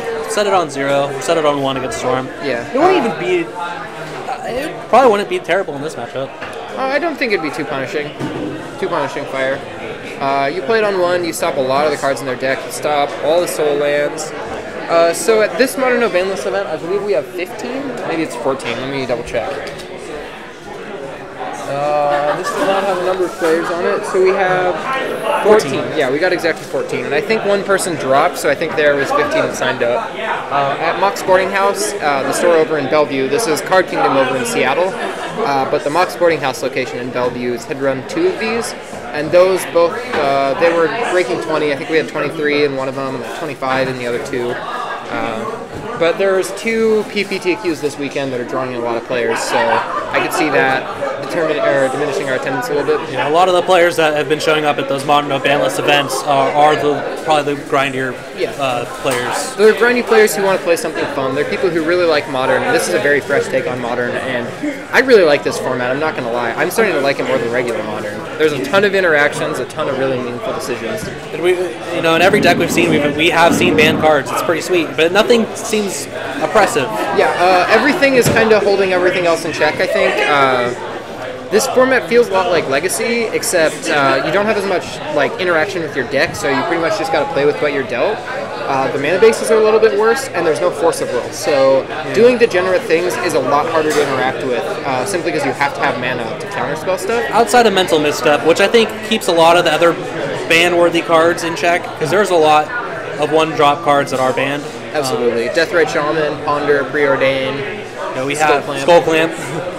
One of the ones that I personally was the most worried about when we were watching this format or watching people play these games. I was really worried about how Skull Clamp would affect all these matches, but he hasn't gotten to land one quite yet. Yeah, Skull Clamp, you really need a deck to be built around it and have a hand that can profit off of it. The thing is once you get a creature or 2, you can just turn it into so many cards, and those cards can find you more X1s. Definitely interested in seeing it go off this game.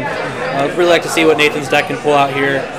Even though it is against Jund, it's quite a rough matchup, especially with these punishing fires that he's seen. But I really want to see what his deck is capable of doing, because it's potentially very explosive. Yeah, so it looked like Nathan might have either accidentally shuffled his sideboard into his deck, or he had accidentally miscounted how many cards he boarded out and was like, hold on, something's wrong going on here. So there actually has been a counterbalance deck. I've played Miracles at the last 3 events. It's playing Countertop and Terminus, but no Entreat the Angels. I was really liking it. The deck was very powerful. There's a lot of interaction, and a lot of Modern decks don't have the interaction, and so a deck like Countertop, you get to interact with a lot of players in ways they're not used to, so you get to run them out of cards really quickly. So we will... I don't think there's anyone playing it here tonight. I think we've got a few Delver decks. You know what? I got the metagame sheet right in front of me. We've got a couple Delver decks. We've got Eggs. We've got that Sylvan Plug deck. Yeah, it looks like there's 4 Delver decks. And then so it's a couple Stoneforge based decks. Yeah. And I know Jake McCune's Stoneforge deck looked pretty interesting. It's a Mardu deck also. Mardu deck with Stoneforge Mystics, Dark Confidants, Lingering Souls, Liliana. It's got some Skull Clamps in there.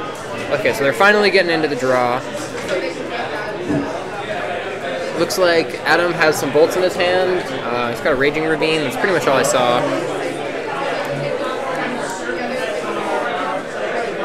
He's got three bolts. Yeah, he's trying to burn Nathan's creatures off this map before they can really do anything. Nathan's going to start out here with, it looks like a Soul's Attendant. Is that a Soul's Attendant? I believe so. Okay, they all do like basically the same thing. And there's a Grove of the Burn Willows, which is actually a really good land to have. He's going to start out with the fetch here, though. I imagine there's an Inquisition coming, is what I think. So this is round 3.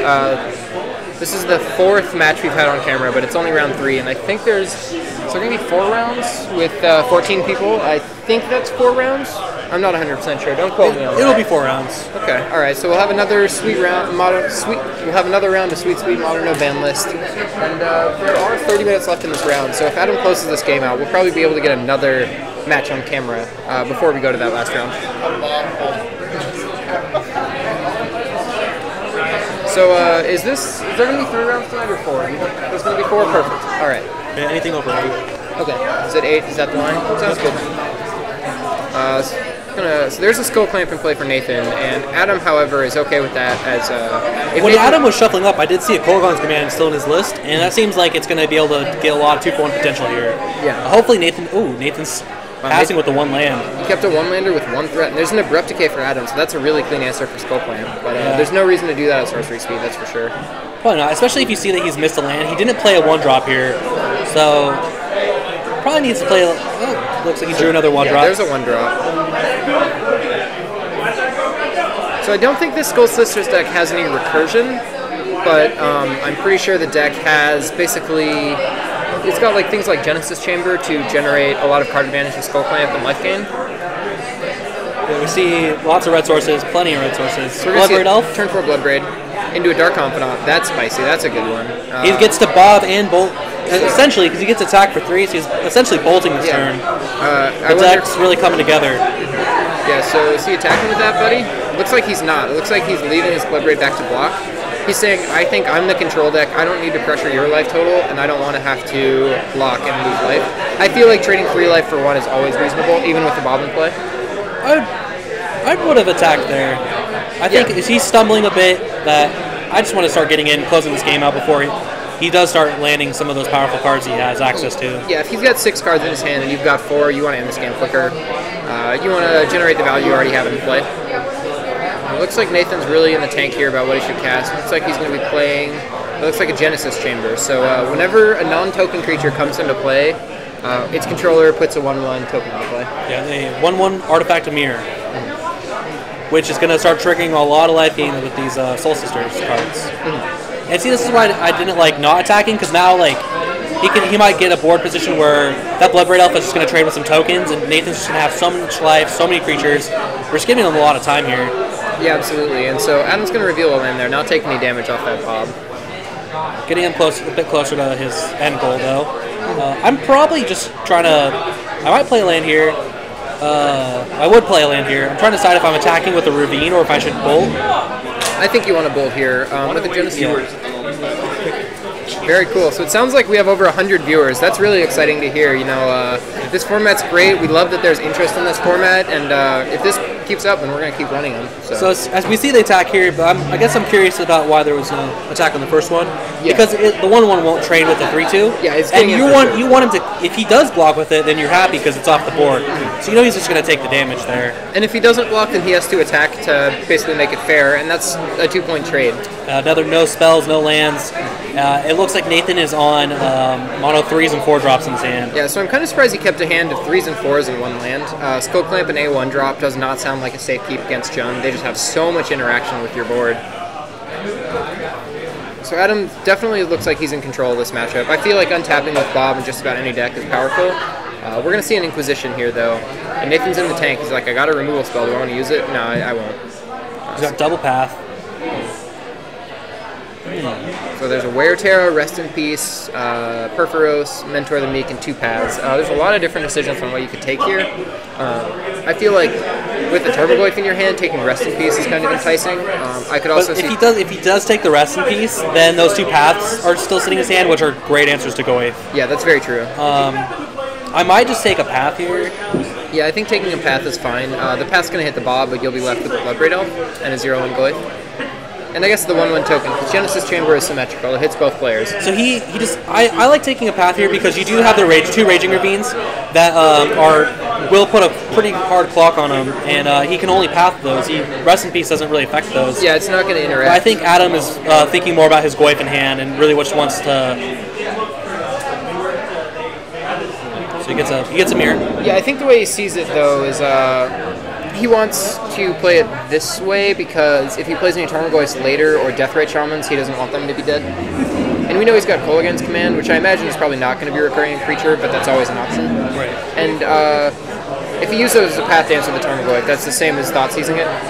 And so, but now he would be out of two paths, and then now I'm just Well, he wouldn't path the Tarmogoyf, right? You think so? Why would you path the Tarmogoyf if you can play Rest in Peace next turn? Right. And so Nathan's going to draw a land here. So he's got 3 mana, but his hand doesn't really have anything at 3. And he's starting to get overwhelmed by this card advantage and this board state. Bloodbraid Elf drew him a Deathrite Shaman. It's right. Or drew him a Bob, actually, and then that Bob is trying to move much I think he's tempted to just run out one of his 3-drop creatures, and I think it's just going to meet an untimely end. Yeah. So he might be deciding about just letting it come to play tapped and then maybe pathing the Bob now. Okay. So it doesn't bury him even further in the card advantage. Yeah, I like that line a lot. However, he's got to watch out because I think he's almost dead. He's at 10 life. So he'll take 7 from the Bloodbraid Elf plus Raging Ravine, and then another 1 from the token, so that's like and this line lethal. puts him dead. I think he's just dead. He's going to get bolted here and then swung for lethal. Or they're just going to bolt the creature, fire up the Ravine, and then just swing in for 10. We do get a trigger, so there's going to be another blocker. I'm surprised Adam didn't bolt DOT. Liliana's the reveal to Bob. That's huge. So that's another removal spell that he'll be able to play.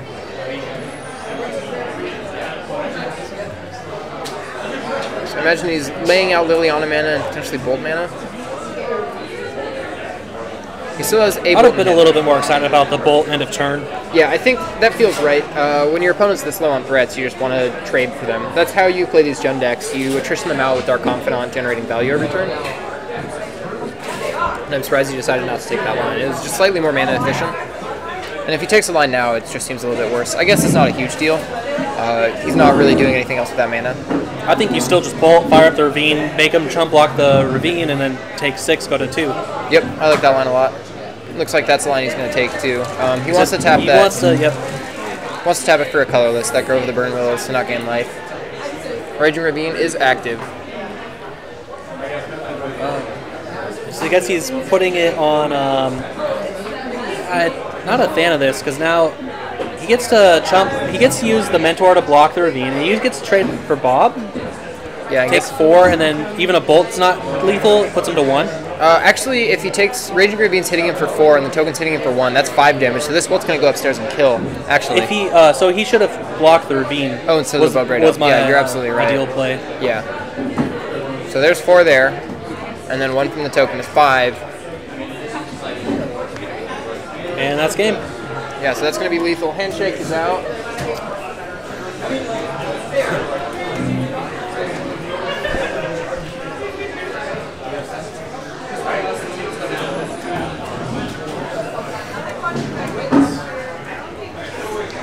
Welcome back to the booth, guys. So that was a pretty sick round 3, and there is 22 minutes left in the round. So we're going to try and get another match for you. We'll be down in just a second, but we'll be right back. So stay tuned, guys.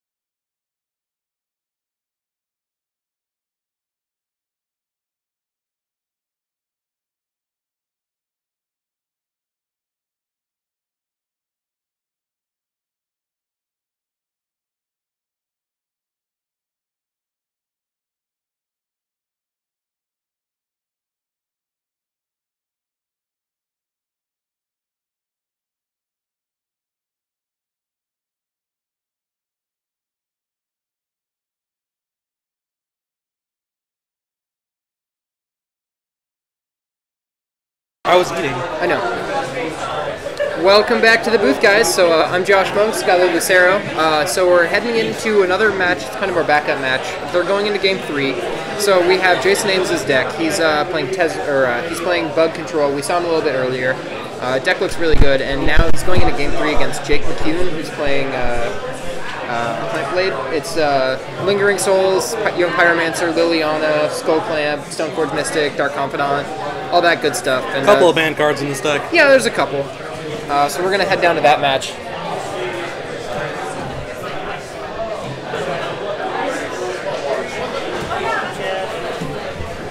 So yeah, these guys are just getting set up now. So in terms of what there is as a best deck, I think it's pretty subjective. This metagame's still really in flux. I'm thinking that a lot of the fair decks feel more powerful than the unfair decks. Everyone thought this format was just going to be Blazing Infect and Hypergenesis destroying all the other decks, but it turns out that these decks playing Mental Misstep and Spell Pierce and Snapcaster Mage are really very powerful. And Jund is also doing very well, which a lot of people are surprised by. It turns out a lot of Hand Disruption is very good against these fragile combo decks, and they're able to compete on an axis that they don't necessarily get to in Legacy, because Jund against decks like Omni you can't win unless you land things like Chains of Mephistopheles. And yeah, so a lot of decks are showing up. Delver is definitely probably tier 1, I would say, is the only deck that's solidly in tier 1. There's a lot of different variants of it that are showing up, but the deck definitely is putting up results. There's a lot of decks that 1 or 2 people play. A lot of people kind of have their pet decks and they'll play the same deck 3 or 4 events, or 2 or 3 events in a row. There's only been a few, so they'll play the same one throughout. Like Jason plays this bug deck. The first one, I think he 4-0'd. The second one, he went 3-0-1. So he's won a lot of matches with this deck in this format. He really understands it. He's mainly a Modern player. That's the only format he really plays besides Modern to Command List. Yeah, I really like what this Bug Control deck is doing. It just attacks on so many different axes, as you said, and just it's not really a linear deck. Yeah, it's you have a lot of plays, like you have a Grep Decay to answer a lot of threats, you have Tarmogoyf to put a quick claw, you have Dark Confidant to generate some card advantage, you have Snapcaster Mage as an instant speed attacker that also generates some value, you have Treasure Cruise, you have cantrips, you got all sorts of good stuff. So it looks like there was some water spilled on the feature match area, someone was drinking over there and wasn't paying attention to it. But we're getting that sorted out while Jason shuffles his deck, and then Jake will step in here really quick, making sure everything is good to go. We don't want to mess up people's cards. But so we saw this Bug Control deck earlier. I think it was round 2 is when we had it on camera, yeah. And it did very, very well. Destroyed a Tezzerator deck. There were some timely Hercules recalls, so it also has a pretty diverse sideboard. There's a lot of options it can bring in, and the cards have a lot of powerful. Yeah, Hercules recall feels very strong. Because of all these artifact decks playing artifact lands, normally they're on the ban list, but you're obviously going to play them in this format. They get hit by Hercules Recall too, so it just turns into a one-sided upheaval instead of just a one-sided evacuation or something like that. And I think there is a burn deck. I haven't seen anyone play it. I've seen a lot of people play Delver, but I feel like there is a burn deck in here somewhere. You play Eidolon, you play Treasure Cruise, you play Boros Charm, you kill people fast. Eidolon seems really solid in this format as well. Yeah, everyone's trying to keep their curves super, super tight and low. Where people might not be playing as much removal as current Modern, so they're playing a lot more cantrips to find those kind of spells. Yeah, absolutely. Decks are a lot more defined by how they get into their deck than they are actually what their deck does. And Eidolon shuts a lot of that down. It also just completely stops Storm from doing what it wants to do. And so this Mardu deck is also a very fair deck. It's, another deck with a lot of interaction, probably Path, Exiles, Discard, Bolts, and Paths, threats. Bolts, Hand Disruption, good 2-mana threats. There's some Young Pyromancer, some Dark Confidant, some Stoneforge Mystics, and then Liliana is really, really good as well. And so we're going to really see these kind of grindy mid-range decks battle it out. They're going to answer the question on which colors are better. I feel like Mardu might have a slightly better advantage simply because cards like Lingering Souls are so good in these matchups.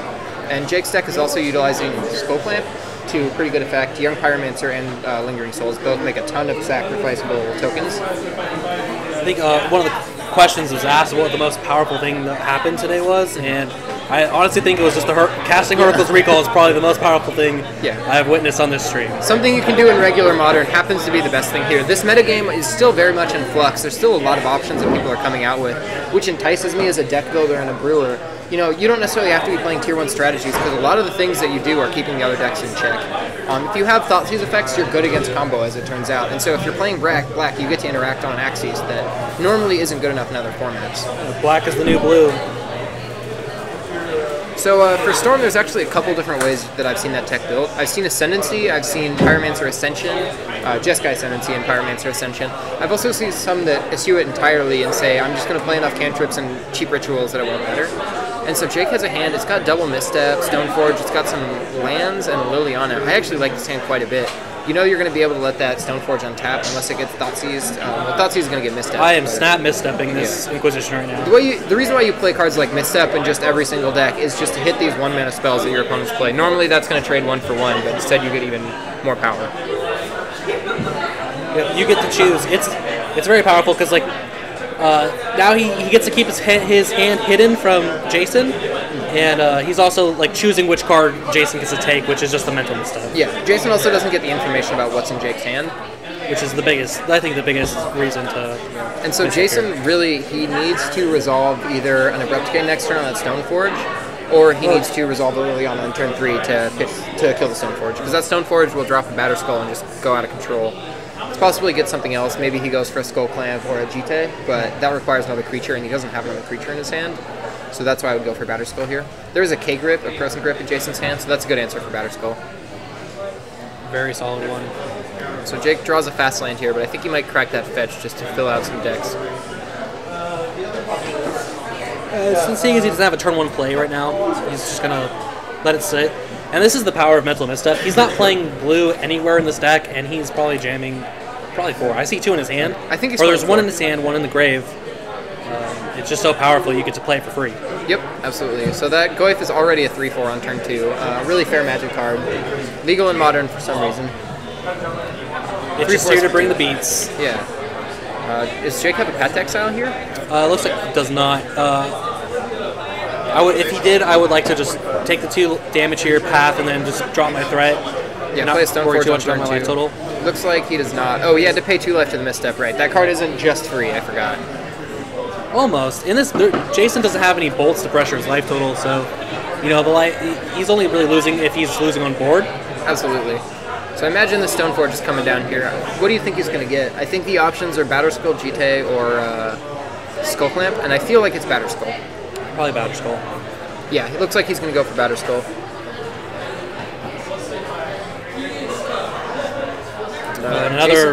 You got an Abrupt Decay into his hand. Yeah, Jason has an Abrupt Decay. He's also got a K-Grip and a Spellstutter Sprite.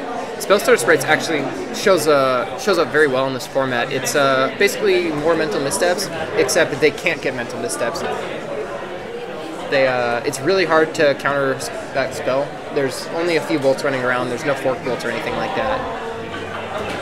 We're gonna see an Abrupt Decay on that Stoneforge, so which is very smart. You don't want him to untap and put that Batterskull into play. I don't know. I think I'd be okay with that because K-Gripping Batterskull is like the target, right? Abrupt Decay will be able to hit any of the other cards, and Stoneforge by itself isn't too relevant.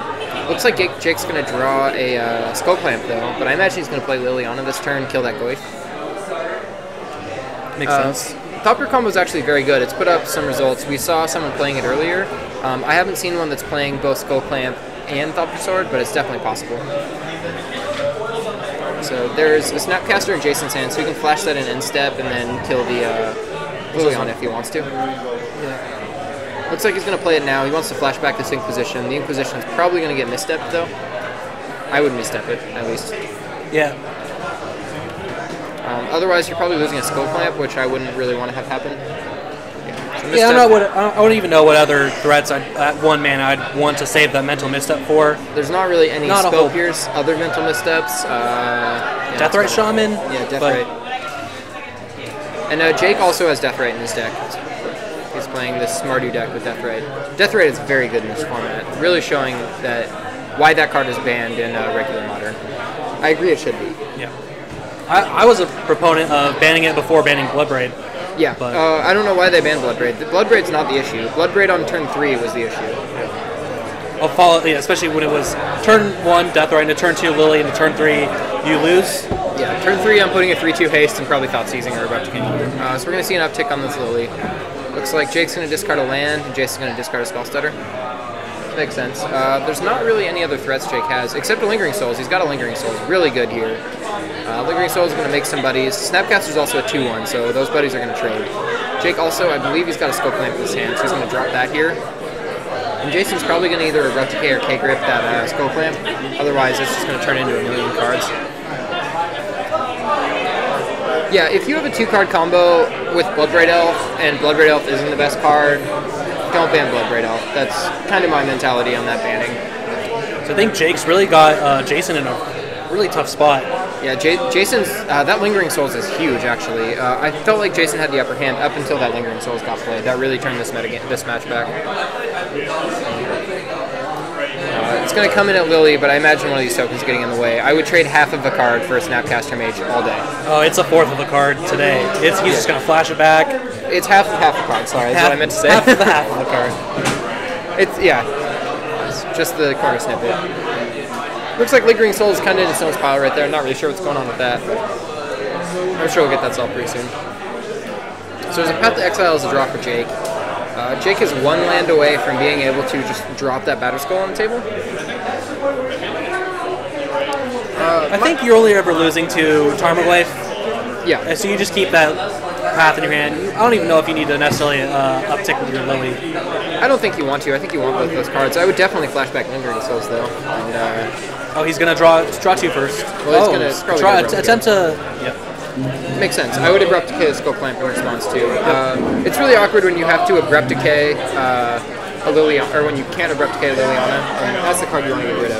This Lingering Souls. Do you think you should have just used the K-Grip? Oh, I mean, he wants to save the K-Grip for the Batterskull he knows about. Yeah, Batterskull can protect itself a little bit better. I could, yeah.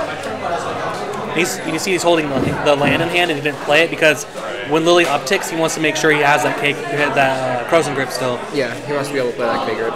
So Jason draws another Spellstutter Sprite, and Spellstutter Sprite is not good against an army of 1/1s. 1/1s that also, they also fly. Yeah. So it's not getting overhead, and is that a? Ooh, that's a spicy card. Crackling Doom. That's Crackling Doom. Clean answer for Tarmogoyf. It's actually pretty good in these mid-range matchups, simply because mainly everyone is playing 1 card a turn, and so if you get to kill I their can see discarding my path now. I think Crackling Doom just does exactly what you're wanting path to do. Absolutely. Without furthering his board. Yeah. And it deals 2 damage instead of giving them a land, so not too hard to make the right decision there. And I imagine there's going to be no, there's not. I figured there was going to be an end-set Spellstutter Sprite. I think he's just saving it as another fodder to discard because it's not really pulling its weight. Makes sense. And actually that was pretty big that Jason didn't play that Spellstutter Sprite because he just drew a Golgari Charm, which is actually going to answer these 1/1s very well. Wow, very solid. You know, each of these turns, it feels like one player is like in the lead, and then all these top decks, cards are so powerful, the strategies are so powerful that you're not just losing to his deck is very diverse. He's not going to lose to these Souls tokens. These Lingering Souls might go the distance. They've gotten pretty low so far. And he's going to just board wipe them away right now. Yeah, I mean, that's what I would do here. Is that Kolaghan's Command? Yeah, it is. A really important card here. I actually could see playing Kolaghan's Command right now. And just right now, make you discard, get back Stoneforge. Seems like a solid line. Jason did just draw a GT though. So Kolaghan's Command might be used to destroy that if he sees it coming. Yeah, I think if I'm Jason, I might.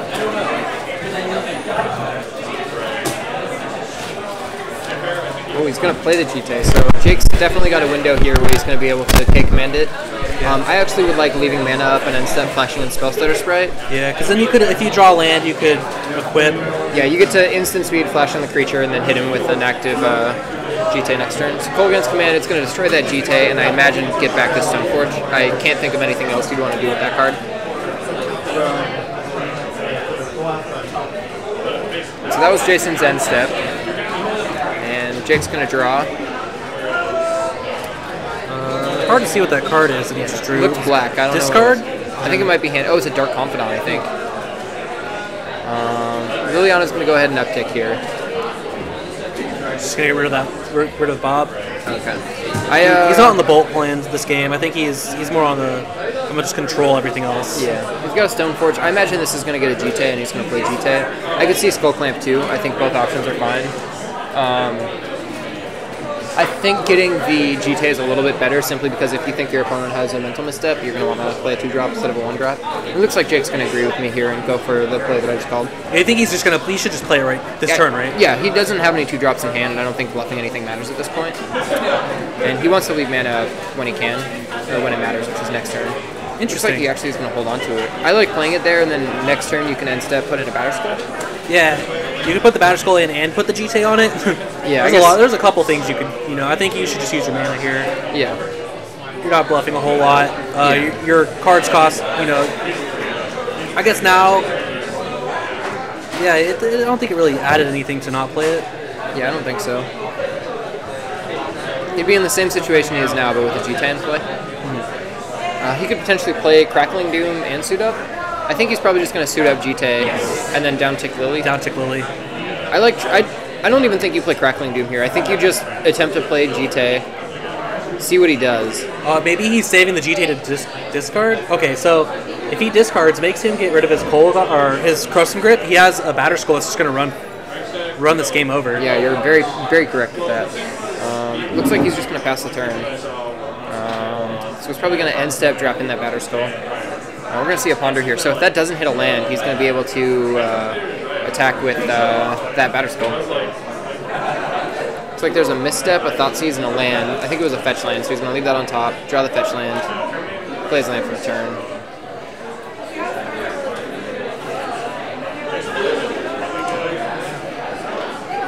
Alright, end step. Going to go ahead and activate this, put this guy into play. How do you feel? Is this cool? Yes, no? So I imagine that he probably just suits up G-Tay to the Stoneforge Mystic and gets in with it. Yeah, I definitely would put... It's a YP, so he doesn't have enough mana to play G-Tay, suit up, and play YP. And he would if he had put that G-Tay into play earlier, if he played it the turn that he tutored for it. So now he has to discard that Human Pyromancer, I think. Yep, diversify your threats. Yeah, he's playing around a Corrosive Grip and a Abrupt Decay on that Germ token, which I like a lot. Gonna go down to 5, I believe. Yeah, I think just taking 1 here. He's in a pretty bad spot here. That Stoneforge is going to I think he wants to get a... Okay. He might want to go Swamp. I'd probably get Swamp here. Need to. This deck is mainly a blue deck, so I can see why he wants more islands. And then here's a K-Grip on the Batterskull. Jake's probably like, oh, yep, alright, I guess I'll just live with my G-Tay.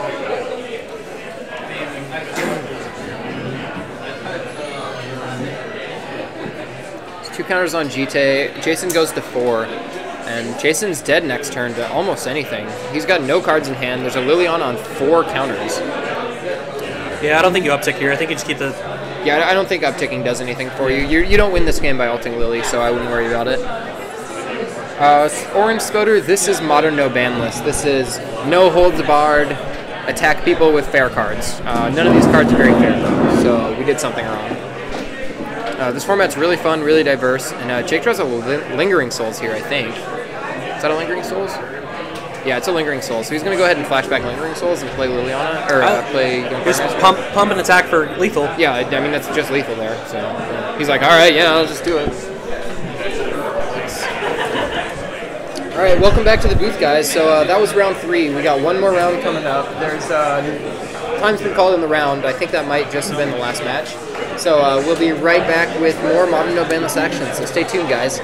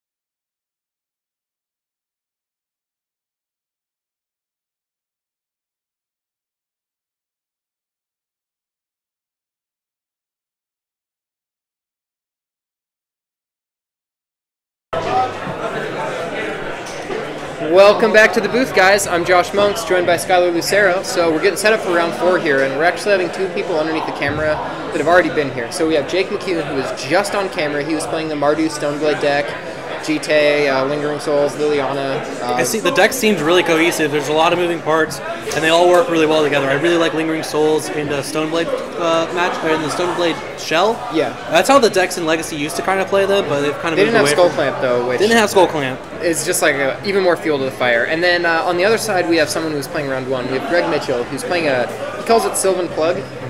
It's a green-based deck. It's kind of built to hate the metagame. He's got main deck chokes. He's got Trinispheres, he's got Chalice of the Void. He's got cards that answer kind of everyone's deck. Yeah, he's pretty prepared. He's got Green Sun Zenith package, so that's a ban card, and that's kind of what he's doing. I know he's got Chrome Mox as well, which I think it's also on the ban list. It is. Reasonably so. That card generates fast mana, pretty degenerate. He's trying to play Chalice of the Void on turn 1, so that helps. Yeah, I think he's Green Sun Zenith, Deathrite Shaman, and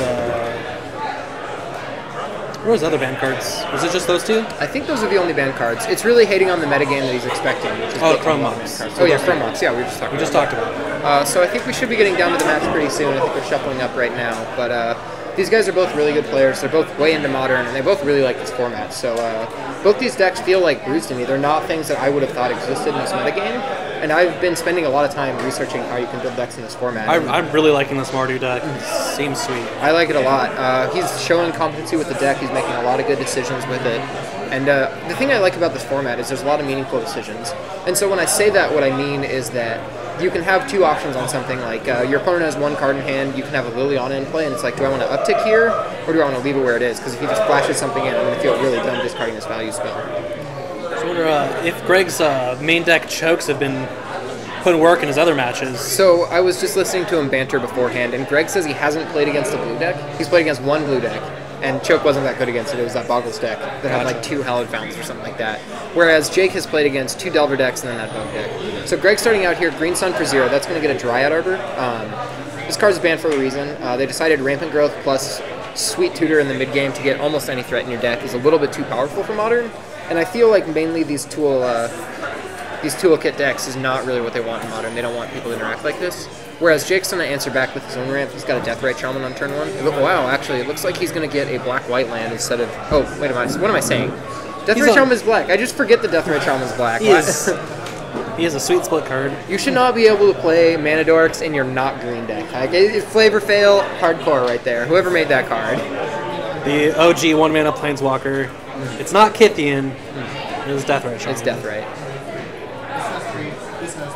Really good answer here. Looks like Greg does have an Abrupt Decay in his hand, but Abrupt Decay 1-drop does not feel good. It's not something you want to do a lot, but it's something that you're going to have to do, because untapping with Deathrite is just a nightmare for a lot of decks. I imagine Jake's going to untap here and probably play Stoneforge Mystic. I know he's got that in his hand. Stoneforge for Jite or Batterskull seems very strong here. He's also got a Young Pyromancer, which seems really strong if you have Mental Misstep backup.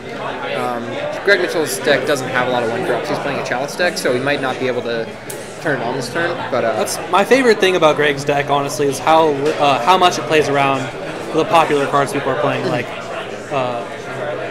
he spent a lot of time in this format analyzing what he needs, and he decided that playing 1-drops is not the way to win this format. So he's trying to eschew that entirely.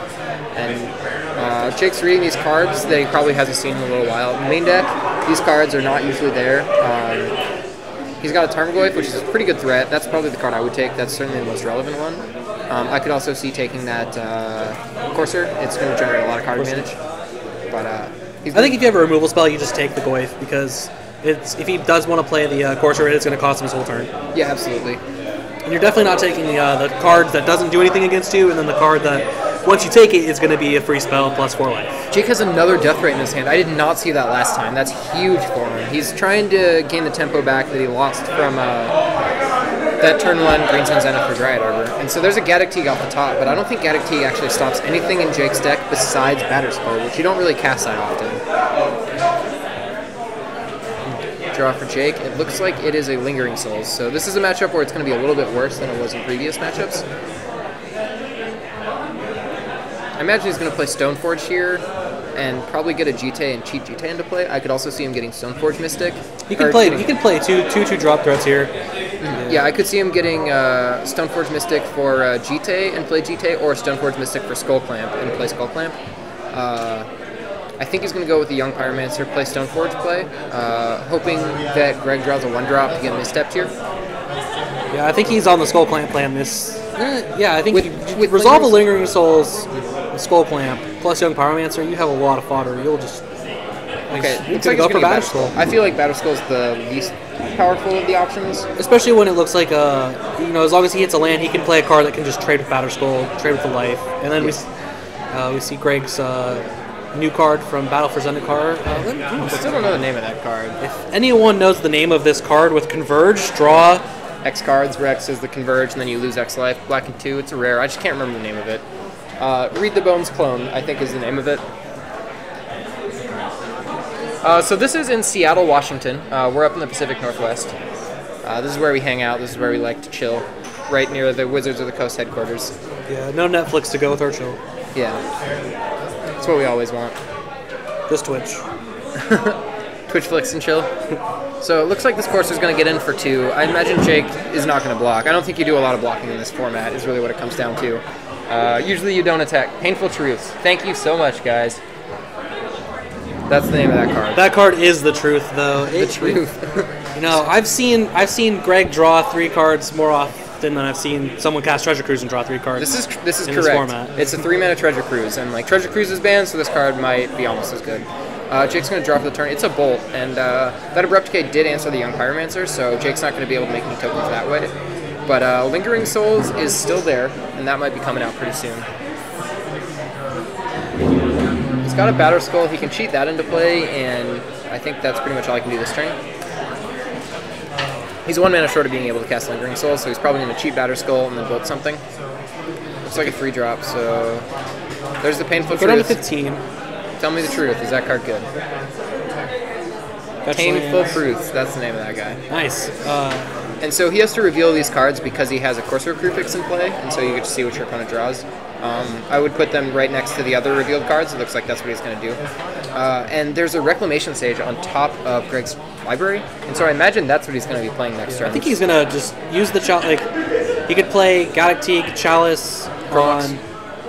Or, Chrome Mox, discarding his Choke.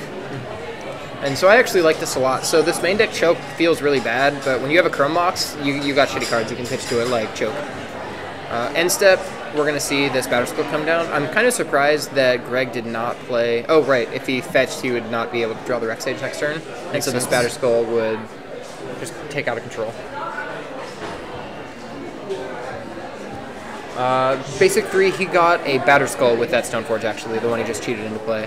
And so he drew Liliana, which is not quite good enough here, as there's a Dryad Arbor in play, and I imagine Greg has at least 1 more Dryad Arbor in the deck. He's got a fetch land in play, so he might fetch that out in response. I think the play here is just, I don't think you want to tap out. You want 3 mana up to be able to bounce that Batter Skull in response to Rex Sage. Right. Losing Batter Skull here would be very bad. Let's see what he decides to do. I think playing nothing here is the line. He's got a land. Does that change it? Not really. He's got a land. He can bounce it back to his hand and then recast it this turn, which seems very good. Not recast it, but cheat it back into play. And I think that should be what the line is. Just generate value with the stuff you have in play already. Don't play more stuff yet until you need to. What's going on? Oh, it looks like he was in the tank. What? I'm very confused. Had an extra draw, which is why they... Oh, gotcha. Okay, so he had accidentally drawn 2 cards there, so we're just fixing that. Lord of Riots, I agree with you. Greg is trying to metagame this format, and I think he did a very good job. He's 3-0 right now, but he's only played against 1 blue deck, and the blue deck was not very blue. It was a green-white Boggles deck with like Treasure Cruise and Ponder and Preordain in it. Some Gitaxian probes. Yes, to be fair, this metagame is incredibly Delver heavy, and Jake McCune, the Clampblade player, has actually played against 2 Delver decks and then 1 like bug control deck that was just on camera a little bit ago. And so he tried to hate out the metagame, and I think he did a good job of hating out the metagame, but he just didn't play against the matchups where some of the metagame hate was relevant. I don't think this deck can lose to Delver. I'm just Probably like not. looking at it. I'm like, what does Delver do? They lightning bolt my Thragtusk, and then they can't cast Treasure Cruise because I have Gaddock Teeg in play. Yeah, Gaddock Teeg is pretty sweet against the Delve spells. So Jake's going to go for this Lingering Souls. I don't like this line at all. I 100% think keeping Batterskull alive is the only priority here. And when you know your opponent has a Rex Sage on top of their library, it's going to answer pretty soon. I think he's stuck between a rock and a hard place, because if he does leave, he doesn't do anything, he attacks with Batterskull here, then Greg just gets to play like a Thragtusk, and then that Batterskull's not doing much anyways. I think it still is. You get to bolt the Thragtusk, and then you still have a 4/4 in play. And like, what is your opponent going to do? Of course, like Courser of Kruphix plus token block. Like, Batterskull trading is a 1-for-0. Like, it costs you mana, but you're not losing value in that trade because you can just bounce back and recast it. That's true. And so Greg's going to fetch here, and actually he's going to hit a land off the top, so he's going to get another dig down, and it's going to reveal a land, so I imagine he's going to fetch before the next draw. Rex Sage is the cast here, which makes sense. I would cast Rex Sage here. My opponent just tapped out with the Batterskull in play. Batterskull is going to get destroyed. Makes sense. I feel like that was a misplay. He could have prevented that from happening. I think once you know that the Rex Sage is there, you should probably just play around it. Yeah, absolutely. Because then he'll force Greg to... If Greg can't play it when you have mana up, and then you're probably right. Once he plays Thragtusk, you just get to attack into it, and then just bounce it on his end step, flash it back in before, when he can't even cast Rex Sage, because it is a sorcery speed spell. Yeah, and just always cheat into play instead. I think allowing Greg to get all this value off of this Rex Sage is pretty brutal.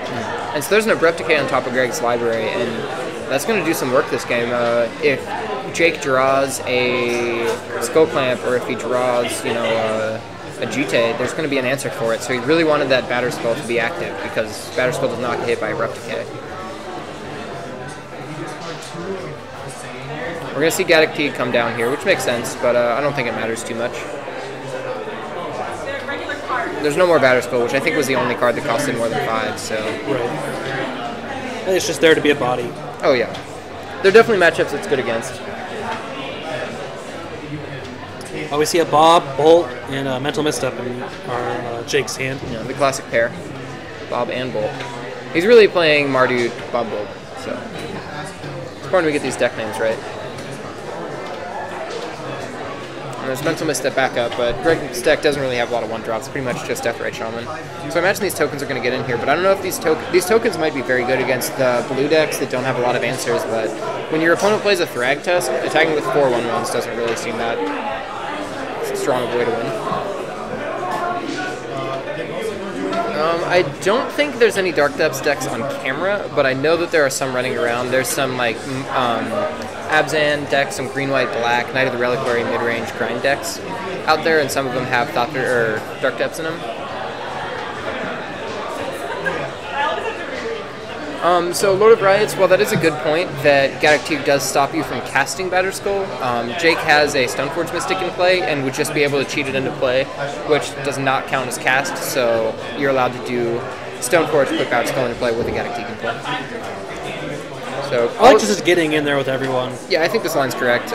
You're forcing Jake to be on the back foot when you're going to be resolving really big mid-range threats. Also, he might be, he knows that Jake's playing equipment, so he probably just wants to clean up these souls, and the Rex Sage has already done its job. There's no Resto Angel in here to buy back. This Gaddock Teeg's not really doing a whole bunch. It's just a 2/2. Yeah, I agree. I imagine there's going to be a token in front of the Rex Sage and a token in front of the Courser, and then a Bolt on the Courser. That's what I would do. I don't think that you want to use anything else.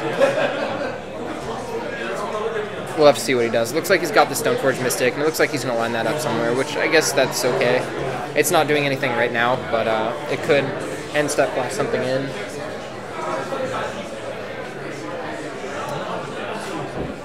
Yeah, I think the Lingering Souls tokens probably have a little bit more value than the Stoneforge Mystic. Okay, Yeah. I can see that.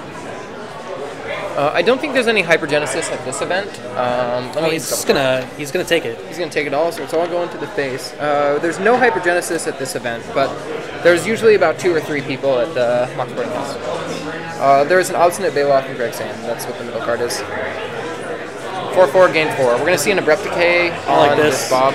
The only way Greg's probably losing this game is Jake just drawing way too many cards to just grind him out of this game. Yeah, I also feel like Jake drawing a Skull Clamp is a way he gets out of this game, and that Abrupt Decay is not going to be able to kill a Skull Clamp or a Stoneforge off the top, so that could come back to bite him.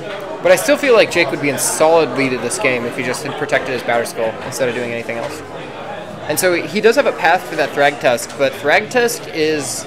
leaves the battlefield trigger. It's not a graveyard trigger, so... It was printed to beat the Delver decks of Standard of old. Yeah. Because they used to play Vapor Snags.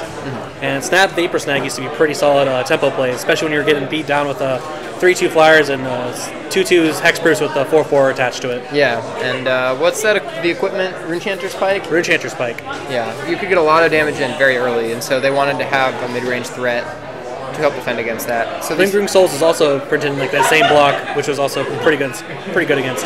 Dark Ascension, right? Yep. Pretty good against Delvers. So right now the biggest deck that, like, kind of the deck that looks most surprising and intriguing to me right now is this Mardu Deathblade deck. It looks very powerful. Just watching the cards play out, there's a ton of interaction. It's attacking on so many different angles. Like, I don't think it's favored in this matchup particularly. Oh, wow. And so that is a Rolling Spoils, and Greg has a bunch of these main deck. So it's green, and 2, destroy a land, destroy target land, and then if a black was spent to cast it, you also give all creatures -1/-1 until end of turn.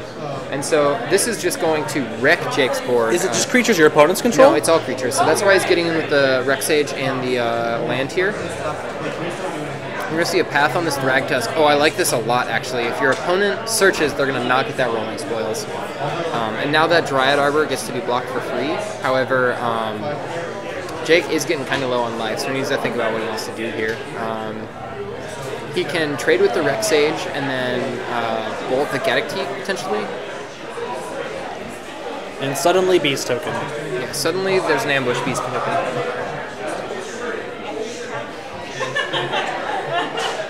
Chase the Mind Sculptor I think is a lot better in this format than he is in regular Modern. I don't think he'd be particularly good in a format against Remands and Pestermites and Deceivers and Snapcaster Mages, but it's a lot better in this format. There's a lot less bolts running around, so... let's see, Greg is still coming in with these boys, so this Stoneforge Mystic is just going to eat up that Dryad Arbor. Yep. And then I imagine Jake's going to take 4. Yeah, and probably just gain 2 end of turn. Yeah, that's what you're going to do, right? You're going to activate Deathrite every turn from here on out. Quasi, there's nobody playing Living End. There's been quite a few people that play Hypergenesis, but there's nobody playing Hypergenesis at this event. But Hypergenesis is a little bit better than Living End because it doesn't require you to play these cycle cards. You get to play insanely degenerate creatures, and you also don't get hosed by Graveyard Hate. So you get a couple different ways to make the deck a little safer. So yeah, Jake is instead going to nom something. I imagine it's going to be some creature. There's a Dryad Arbor at least. Tarmogoyf. Is that a Tarmogoyf? I think there's a Tarmogoyf. Actually, I think the... Gaddock. Sure. Gaddock as well. All sorts of creatures, all sorts of fun. And Jake's going to draw for the turn. Let's see what it is. Let me just say again, I really like this deck. It's really showing how it interacts with even decks like this Hate deck. Jake is anticlimactic. Yeah, he's a little bit low on threats. I don't know if he's going to be able to win this one. Also, Greg has an Obstinate Baloth in hand still, I believe. Oh, he just cast it. He just played it. So Greg's at 19 life. These Lingering Souls tokens are just not enough damage. And I'm really just imagining what this game would be like if there was still a Batterskull. Boiling Spoils, or is that what it's called? Boiling Spoils, yeah. It's a pretty good one to draw next turn. So I mean, you're getting in with all your tokens this turn. Yeah, I'm pretty sure Jake is just dead. Greg's got this game in the bag. And I imagine Jake's going to be boarding out these missteps. I feel really bad in this matchup. Right. I think there was one person playing Dredge in one of the previous ones, but there's not a Dredge at this event. I believe there's 15 people for this tournament. 14. One person dropped. Oh, so 15, yeah. It was 14, and one person had a bye, but not anymore. Yeah. So hopefully Greg just doesn't target this fetch land. That would be very powerful for him. Okay, he's going to target the Overgrown Tomb? Okay. Yep, that makes sense. Get the green source out. Yeah, so Deathrat's going to go ahead and eat something. I'm pretty sure Jake's just dead and just trying to survive as long as possible. There goes a Goof. And here comes the Deeps. So Token's dead. 0-1 Chump Block, probably also dead. Let's see, he's going to take... He's attacking for 6? 3, 4, 5, 6, yeah, and I imagine he's going to block the obstinate Baloth. Yep. And just take 3, go to 4. I'm pretty sure that Jake's just dead, though, and none of his decisions. Yeah. A Lingering Souls off the top was pretty decent. It would let him survive a little bit longer, but I feel like he needs Lingering Souls plus Skull Clamp this turn, and he doesn't have either one in hand, so he has to draw 2 cards to really come back here. 2 specific cards. Okay, so he's actually going to block the Courser? Oh, I guess Courser is... His Stoneforge is an 0-1, Yeah. so that's not very... Yeah, I think you just take the least amount of damage. Yeah, I think that if you're going to chump block, you should chump block the biggest guy. So, looks like he decides not to. That Stoneforge is dead, though. Yeah, let's go double check and tell them. Yeah, the Stoneforge has a -1/-1 from the Roiling Earth, so with that block from the Courser, it will die. The only problem with this format is that it's not sanctioned. You can't sanction these for some reason. WotC was like, hey, we're going to make all these cool formats sanctionable. You can make Commander sanctionable, you can make, like, I think you can do Cube Draft as sanctionable, but Modern No Ban List is not sanctionable. It's too brutal. It's too brutal, yeah. It's too unfun. WotC doesn't like it. And I think I'm just packing them in here. He does draw a Stoneforge, but that's not good enough. I wouldn't show... I guess it doesn't matter. I mean, Greg probably knows the deck list at this point. He's maybe not the exact numbers, but I'm sure he's seen some of the cards. Yeah, he's definitely going to bring out these Mental Missteps. Yeah, and Misstep is a very powerful card in this format. But Greg's deck is built entirely to beat the people playing these Missteps, so Jake's not really playing a Misstep deck. He's playing a Mardu deck that you just play Misstep because it's insane. So it protects your Skull Clamps too from their Missteps. Yeah, exactly. And so Greg, he has main deck Chokes. Jake, he has main deck Missteps. Neither one's very good versus the other person. We'll have to see what happens in the board. Looks like Jake has... I see an Olivia Voldaren. I could see that coming in. That card's very powerful. I think I also saw a Wear Tear. I think Crackling Doom can come in here too. I think it's a very good answer for both Tarmogoyf and Knight of the Reliquary. I don't like that Slaughter Games. I don't like the Duress. I don't really like the Leyline either. I don't think you want to board it in anything else. But I feel like that Olivia is huge here. That Olivia seems pretty sweet. It doesn't get Abrupt Decayed, and you get to steal big scary monsters.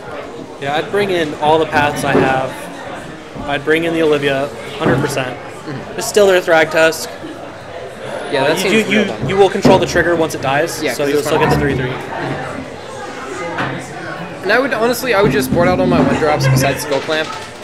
You know what's really interesting with Olivia and taking control of creatures? I had a person ping my Jace, Vryn's Prodigy, and then take it, and on his turn flip it, and I was like, alright, thank you. Oh no, that happened at Worlds. That was, it was bad. Yeah. I believe he reanimated his opponent's Jace. Nissa? Maybe it was Nissa. Yeah, maybe it was Nissa. PT Origins over at PAX, which is also in Seattle. Right. A little bit away from here, a few miles, but pretty close still. Same city. Yeah, I like Jace, Vryn's Prodigy in Modern. I don't really like it in Modern No Ban List. I think there's decks that could play it. I think there's a lot more Abrupt Decays. Yeah, and that's I've very seen true. people play so many Abrupt Decays. If you're in green, you're playing Abrupt Decay in this format, I think. I've seen in the regular Modern format, a lot of people have been cutting it down on them just because the Delve threats are so potent. Yeah. You just don't want to be stuck with 4 Abrupt Decays in your hand, and your opponent's beating you with a 4/5 Tasker or 5/5 Gurmag Angler that costs 7 mana. Absolutely. So Jace gets to stick around a bit more, but in this format, I see tons of people playing Abrupt Decay. Yeah, we've seen a lot on camera. A lot of hug decks. And there's a good reason. It's so versatile. People are playing these Jit. They're playing Jit. They're playing these Storm decks, Skull Clamp. With all these people playing enchantments. There's a lot of powerful hate cards and just gets rid of everything. Yeah, it's very versatile. So I honestly don't know where the name Sylvan Plugs comes from. I believe that the plug is a not safe for work term. It just tries to kind of stop you up and not let you do what you're going to want to do. Yeah. Don't quote me on that, though. I'm not a scientist. Some sort of... Not a plug scientist? Yeah, I'm not a plug scientist. A plug-in-tist. A plugitologist? Yeah, plugtology. Sadly, I'm not. I think it's I'm thinking like a plug for like a blue, like water blue decks. Okay, yeah. Plug up the flood, plug up the torrent. Yeah, that's the only connections I can really make. I wish there were Sylvan Libraries in this deck, but that's not even in Modern. And that card's period. not modern legal, sadly. It's very good when you have things like Corsair and Green Sun Zenith in your deck. Right.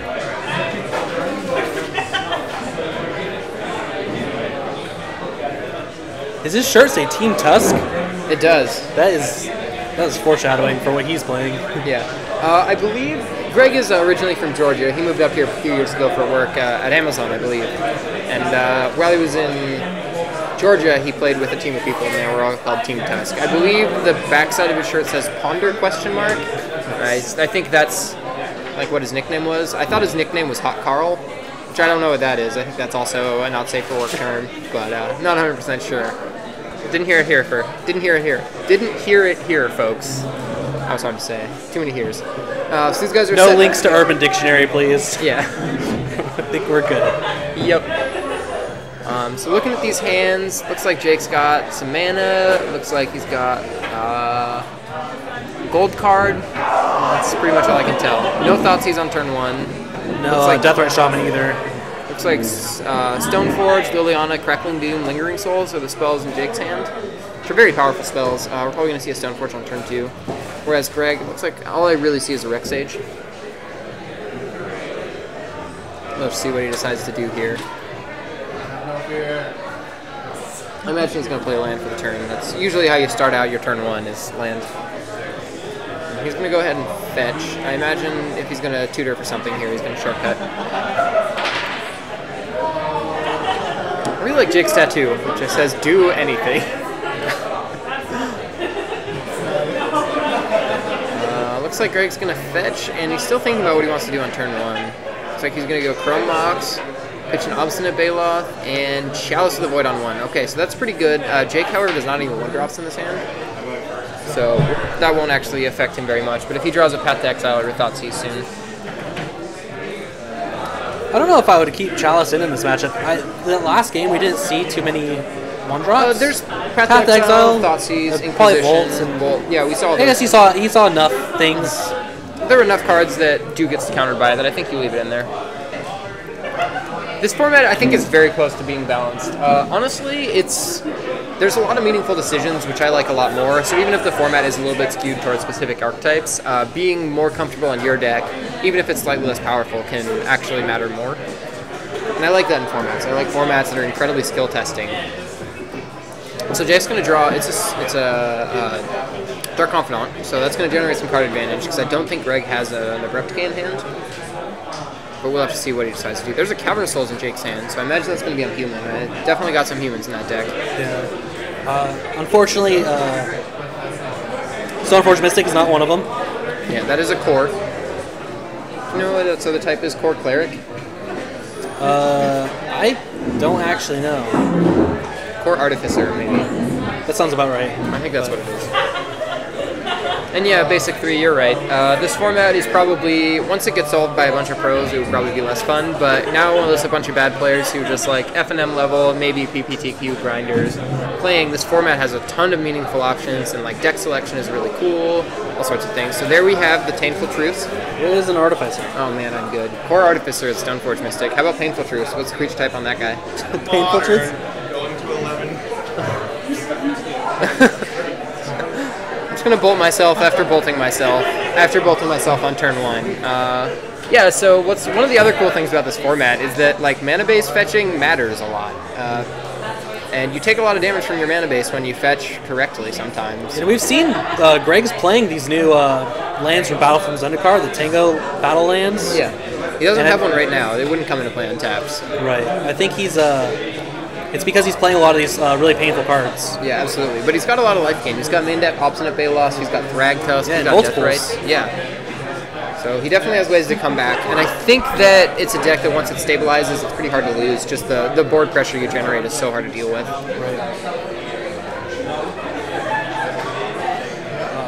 So Jake actually has a couple options for what he can do this turn. I would probably just play Stoneforge Mystic. I could also see Liliana here. Liliana seems pretty good He too. might, Polygon's command, discard, destroy a Chrome Box. I could see that too. I Looks like like he's gonna go Liliana for Lily. I imagine this is probably going to pitch like a Crackling Doom or Lingering Souls. discarding Lingering Souls just feels so nice. They're like, hey, I'm going to discard a card, and you're going to discard a card, but my card's actually still going to be played. Yeah, it's like an extension of your hand. You discard half a card, and your opponent discards a whole card. This looks like Maelstrom Pulse is hitting the bin for Greg, which is a pretty good answer to Lingering Souls, I will say that much. There's also another Liliana in Jake's hand. I probably would have discarded that, in all honesty. Lingering Souls is still pretty relevant when you cast it on the first half.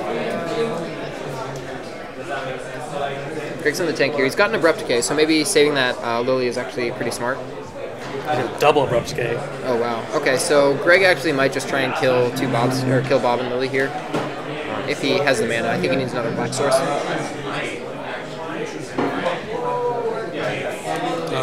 Reveals the Lingering Souls off of the Bob, I believe. Yeah, I believe he... Oh, I think he missed his Bob trigger there, actually. A little awkward. It's not something you want to do on camera. Discard another Lingering Souls. Stony Silence gets out for Greg. And so these are answers for what Jake's hand's going to do in a little bit. Not yet, but soon. I wonder what Greg's... He's holding other answers, though. He does have the Rex Sage from his opening. He has Abrupt Decay. Oh, he has 2 more Abrupt Decays.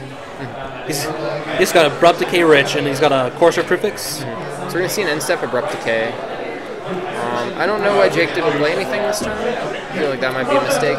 Yeah. This is where, like you said, discarding the other Lily was maybe better, because like now you could. I think I would just rather hard cast the Lingering Souls and then next turn double flashback Lingering Souls if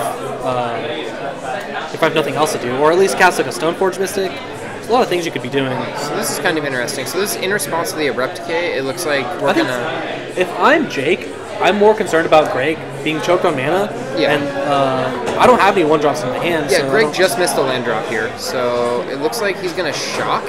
Okay. So it looks like he's going to shock and destroy Chalice. So he wants to say, hey, I think I'm going to bolt you out this game. I don't want you to have this Chalice. I want to get some damage in. Okay. That's fair. I don't know if it's going to punish him, though. Greg does draw a land, and that's 4 mana, probably an Obstinate Bailiff. Oh, it's a Night Assault Betrayal. So this is huge, actually. Not hitting a land was really bad for Jake. Not hitting that Chrome Mox. Bob's going to die. Those Lingering Souls are useless now. Jake's going to draw for the turn. And I imagine he's going to play a 0-1 Stoneforge. He could also play Liliana. He can only play 1 here, though. That is a fast land, and he's now in the slow part of the game. I would play Stoneforge here. I would probably... Honestly, I would go get Skull Clamp. And then just try to draw out of it? The only problem with that is you'd be able to Skull Clamp off of Stoneforge Mystic, but all your other creatures are just going to die immediately, so maybe you don't want Skull Clamp here. Night Assault Betrayal changed everything, so it looks like he's going to get Battle Skull, which makes sense. Abrupt Decay doesn't really deal with it very well. Yeah, all it does is kill the token, but then Jake is forced to bounce it and then hard cast it back down, which... Yeah. Well, if the Abrupt Decay kills the token, then the Abrupt Decay is not killing the Stoneforge. Right. So it looks like Courser is the play for Greg. It's going to reveal a death. So that's a 0-1 death rate. It will survive. And I think there's 1 Abrupt Decay, or is there 2 Abrupt Decays? And so would you have Abrupt Decayed the Stoneforge this turn? So I actually like Greg's line and not tapping out here. If Greg's afraid of Jake playing a Liliana here, he's going to want to be able to fetch up a Dryad Arbor in response to this down tick. Okay. Which makes a lot of sense to me. Yep, that looks like it's going to be a down tick. Oh, yep, alright, there we go, down tick. Greg's got to think here. He's like, do I really want this Courser? Well, state-based actions will resolve... Oh, wow, you're totally right. I totally forgot about Dryad Arbor being a 1-1. And so Greg's definitely losing this Courser. But I think he's got an Abrupt Decay. I think... if I'm Greg, I might actually just Abrupt Decay the Stoneforge now, force him to, maybe react by putting the Batterskull into play, and then on my turn just slamming that Rex Sage down. Yeah, he's got a Rex Sage in hand, right? It'll die, but you'll still get the trigger, you'll still get the Batterskull out of here, now you're just dealing with the Liliana. Yeah, which is hard. It is hard. Greg's going to hit a land off that, the top of his library that he saw with Courser, which is too bad. I don't know if I would have actually fetched in response. If you're just going to fetch for a land, I would wait. Yeah, because you do let your opponent know what you're going to draw. Yeah, and you're going to know what you draw. Exactly. When you draw for the turn and you have to make a meaningful decision, that'll happen. And he does exactly the line where he Abrupt Decays the Stoneforge, makes him react by putting the Batterskull in, because it's the most mana-efficient play. Oh, the token's actually... No, the token comes into play. Yeah. Regardless, because Yeah. Battersfield comes into play, triggers, Living Weapon says put a 0/0 into play and then equip this to it. State-based effects are not going to be checked until after that ability finishes resolving, which includes being suited up. But of course, there's the Wreck Sage from Greg, which is going to eat up that Batter Skull, and Jake's probably like, oh, that was a little awkward. Maybe I shouldn't have done that. yeah, I think it's hard to know that that's what's in Greg's hand because it's like a Green Sun's on a target. But Also, playing it, just the sorcery speed doesn't do anything. He has 5 mana here, but he'd need 8 mana to be able to protect it. right. And so Jake, I imagine, is just going to uptick pitching that Thoughtseize, or possibly pitching the Bob simply because of the Night Soul's Betrayal. Greg doesn't have any cards in his hand, so I wouldn't Thoughtseize him. I would just discard the Thoughtseize here. Absolutely. Play a Bob. Well, That's gonna die. Never wouldn't mind. play So Bob. don't play Bob.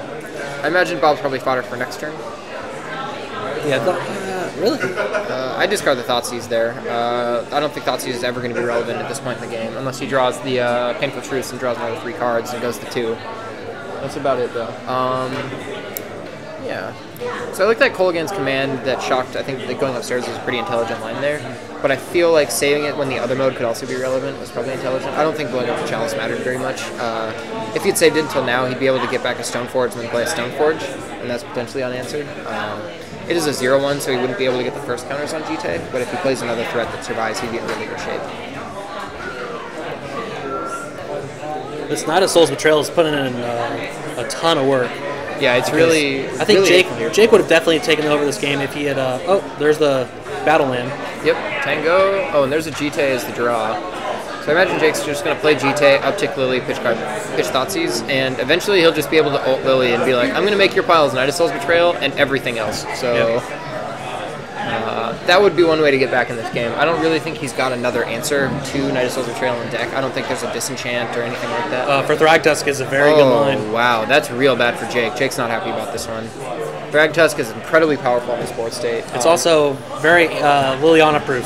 Yeah. Oh! Sigarda. Even better against Liliana. So Wow. we see the hate card here. That is absolutely to counter Liliana That in the is Void. devastating. Jake is unhappy about this one. Jake might just be getting sent to the cleaners here and getting O2 dropped. For those of you who don't know what this card does, it is a 5-mana, 5/5 flyer with hexproof, and your opponent can't cause you to sacrifice effects, and spells can't cause you to sacrifice permanents. There's a Deathrite Shaman off the top, but it's just a 0/1. Liliana's going to uptick here, but it's not going to matter. I don't even... Are you allowed to downtick Liliana right now, or would you downtick and then it just wouldn't do anything? If you downticked it, I think you could pay the cost, but then it wouldn't. The effect wouldn't happen. Yeah, I think you're not allowed to pay costs that involve sacrificing. Like, you can't play, like, Bone Splinters or something like that. Something with sacrifice a creature, destroy target creature. I was waiting for a Thragtusk, but that's Sigarda. That Sigarda is way better on this board. Just impossible to deal with at this point. Jake doesn't have any sort of wrath effects. Spells and abilities your opponent's control can't cause you to sacrifice permanents. Okay. Great devotion yields great reward. That is... Some good flavor text. Greg is very devoted to this kill you with cards that you probably have to read. Kill you with sideboard cards. Just about every main deck card that Greg has played so far is a sideboard card, besides like Abrupt Decay and Green Sun Zenith. And Abrupt Decay is a sideboard card sometimes, so I'll count it. Yeah, I think you should get to ignore the Liliana because her ultimate doesn't even. Yeah, that's Work it against sacrifices permanents. Yep. So. Is it Sigarda Except- stop permanents or creatures? It stops everything. Oh, this is so bad. Sigarda is so good against Liliana in the Void. How much is that card? Because I think it's about to go up. It is just shy of $9. Okay. Yeah, Greg Mitchell really showing his knowledge of this format by saying, look at all these sick 1-ofs I got. A lot of fun ofs. Yeah. I'm not sure if there's an out to Sigarda in these colors. I don't think Sigarda plus Knight of Souls Betrayal seems unanswerable. So this Deathrite Shaman can't even put counters on GT right now. If there were counters on it already, he'd be able to chain them, but he can't. It'd be pretty nice because Greg is at 5, and a couple hits with the GT active would end the game. But oh wow! Knight of the Reliquary off the top here Just- for Greg. I don't think Greg can lose anymore. I think that Green Sun Zenith into Sigarda was the end of the game, but this is just the nail in the coffin. Liliana of the countered by $9 is what we got in play. Oh, wow. Well, I think he's going to end up reaching for a Blighted Fen to wow, deal yeah. with that Death Right Shaman, because that can end the game pretty quick here. Sigarda only stops your opponents from making you sacrifice. They do not stop you from making your opponent sacrifice. And I think that's definitely the line here, so that you don't lose to this Death Right Shaman. And I really feel like that first game Jake could have won. I think he had the pieces, and he just chose not to use them in the correct way. Sequencing is everything when the games come down to turns like this. Greg's going to draw a fetch, but at this point that doesn't matter. Doesn't matter. I don't think you're using a fetch land at all, because it'll bring you down to 2, and the Death Right will respond and just eat your face. Oh wow, yeah, Greg is at 3 life. Very good point. So Jake is at 8. So you could also just force him into a chump blocking situation. Well, no. So it is a 5/5 with the lands in play. No, he could just take it, gain the 2 life, and then. The only problem is that if he He's uses still the not gain dead. life, yeah, he's not draining his opponent. He needs to drain his opponent twice to win here. Well, I think he's just trying to not die this turn, so he can maybe just top deck a Bolt. Yeah, Bolt is still live for him, and I imagine he's still got some in the deck. So maybe that play for killing the Chalice was correct, just so that he turned on those spells. I could see that being true. It also allowed him to cast the Death Right, which is pressuring. Yeah.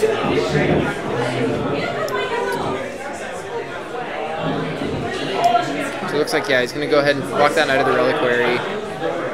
I assume he's going to be tapping. Okay, he's going to tap an Overgrown Tomb, so we don't even know which. I think he's going to gain 2 life here, because this way he can still. Oh, he's going to just drain. I think being at 3 is 3 and 1 are the same. Yeah, when you're going to kill him. When you're going to kill him, because your Death Right's gone. It's dying this turn. I think I'd rather just gain the life, so that I can take the 4 from Sigarda. Oh, if I have to, top deck another creature to chump block, just gives you more outs. Every single card. There's not a lot of creatures in his deck, though. Jake doesn't have a lot of creatures that survive. Any Stoneforge gets the chump block. Stoneforge and Death Right are the only cards that get to chump block, though. Everything else in his deck is just going to die to state base effects due to that Knight of Soul's Betrayal. But I'd rather set myself up to live, and then a Bolt is game regardless. Oh! Whoa! Well, never mind. Holy crap. So the top deck here is Crackling Doom. Wait, Crackling Doom, so the sacrifice is not going to happen, but the spell will finish resolving and the 2 damage will be dealt regardless. So that drain with Death Right Shaman was very relevant. Was super relevant. Holy crap. Wow, completely forgot about the Crackling Dooms that were in his deck. That was an insane top deck. That was that card huge. has other text on it. Yeah. I thought it just sacrificed creatures, but no, it's a free shock. It's a 3-mana shock, the freest of all the shocks. Wow.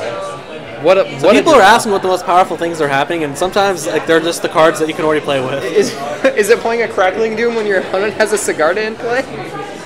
That's a sweet interaction. Yeah, that's the new MVP of today. Wow, I think Jake really showed me on that play. I just wasn't even thinking about Crackling Doom. You're wrecked, son. Sometimes those commentators are not psychic. And I wonder if Jake is like... These are some really good top decks for that match. That's one for the books. Absolutely. Got my blood pumping a little bit. Yeah, I thought Greg had plugged that game up, but... Plugged up Jake's chances of winning, but instead the Torrent was released. So yeah, these guys are heading into Game 3, and these are the only 9-pointers, so these guys are both undefeated going into this final game, and both these decks are decks I haven't seen before, and they're both showing that they know how to interact with this metagame. They understand the pieces, and the decks are built properly, they feel. I don't know about the main deck chokes, that might be a little bit too greedy. I'd probably like to see Kasali Pride Mage in Greg's deck, and definitely E-Witness for next time, so I would not scramble in for that one. Yeah, so... Jake just played Crackling Doom to deal 2 damage.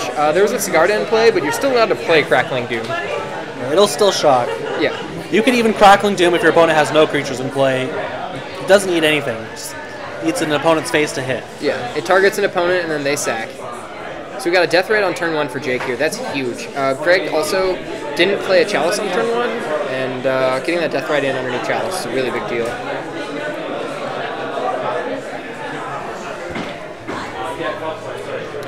So we do see some Abrupt Decays in Greg's hand. Yeah, so it looks like gonna fire one off.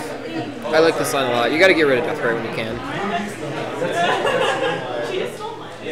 Jake's going to draw. It's a Lingering Souls. And there's a Jite in Jake's hand as well. I imagine that Greg only has one Knight of Souls Betrayal on his board. That's not really a card you want multiples of. So possibly Jake doesn't really want to worry about it and just play this Lingering Souls anyways next turn. He really wanted that Deathrite to untap, I think. Oh, I don't know if he's got a Shockland, so I don't think it matters. There is a Swords of Plowshares, Lingering Souls, and the Liliana in Jake's hand, so he's got some options. A lot of threes. So there's a Chalice on one. That's going to stop that Path to Exile from being able to resolve, but Lingering Souls and Jite are still good to go. Oh, there's a bunch of lilies. Fetch land for Greg and pass the turn back. Jake's going to draw. And it's another land. It's a fast land, so that's actually just what he wants. He's going to be able to either play Lily here or Lingering Souls.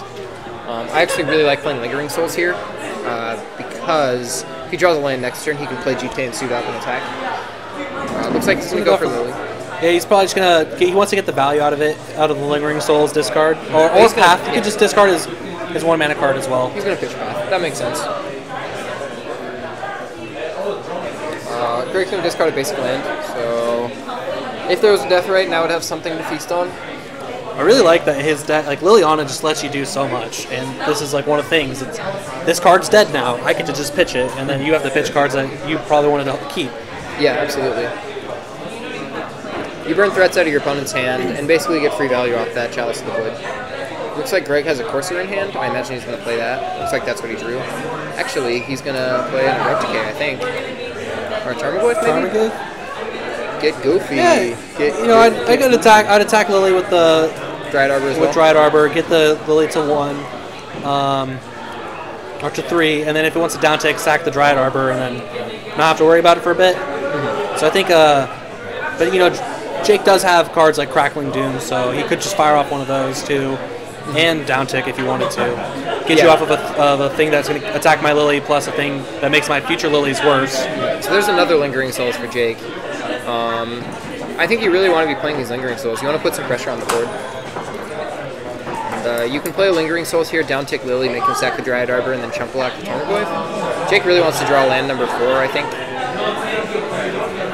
You could also Lily, down tick, and then play another Lily. Ooh, I like that line a lot too. That feels pretty good. I like that line a lot. I think that's probably the optimal play here. And he might just be doing that. Oh, he's upticking Lily. Okay, so the Lingering Soul is going to hit the bin and a Swamp for Greg. And I think Greg only has 1 or 2 cards left, so maybe he just wants to do that. He's going to cast Lingering Souls. Yeah, looks like he's going to flashback Souls here. Makes sense. I'd like to make some friends. Would you like to meet my friends? This still allows to chump block the Tarmogoyf. Oh, he draws a land, so he's able to play the Jite this turn as well. So actually, if you're Greg, I think you attack with both, and knowing that your Dryad Arbor is going to trade with the Spirit Token, simply because then if you don't pressure the Spirit Tokens, he's going to untap, equip one of them, get in, kill your Dryad Arbor anyways, and then down tick the Lily and just eat your Goyf for free. So. And so there's a Roiling Spoils. No, never mind. That's Painful Truth. Painful Truths. So Greg wants to Ancestral Recall this turn. Is and then the truth. This card is sweet.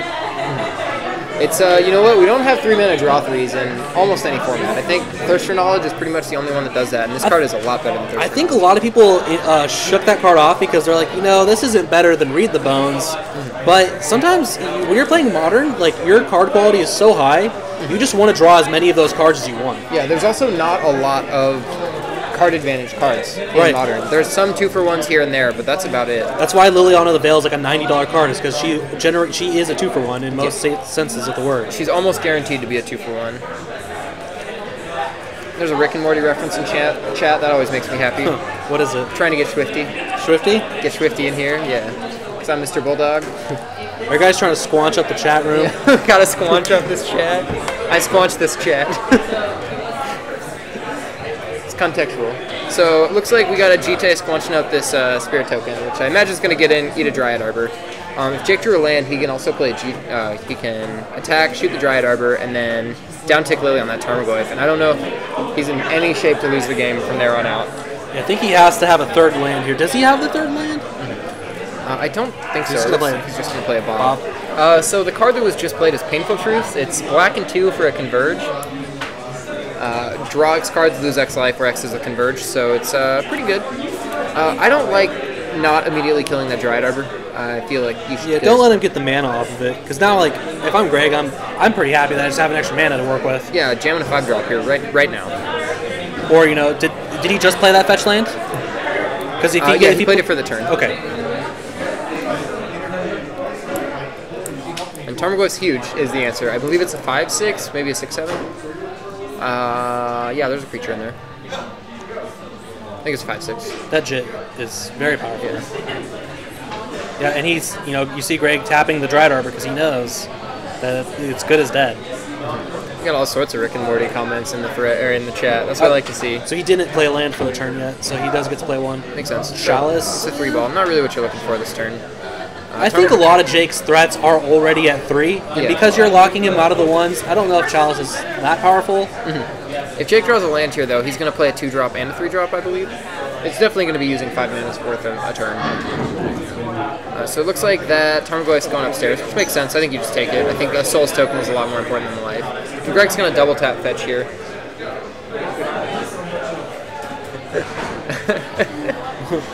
Got Ants in the Eyes Johnson over here. He can't tell if it's a good format or not because he can't see it because he got ants in his eyes. Rick and Morty references are the best. Please continue, chat. I love this. Having a great time here. I hope you guys are having fun watching this format. It's a blast. Greg is probably playing more Battle for Zendikar cards than most standard decks are playing right now. Yeah. You know, I think he's playing more Battle for Zendikar cards than any deck in Modern right now. So, I think, yeah. Modern No Ban List is clearly pushing the new cards into competitive play, is really what's going on here. Yeah. But honestly, I don't know if this deck would operate anywhere near as well as it is without the Pin for Truce. I feel like that...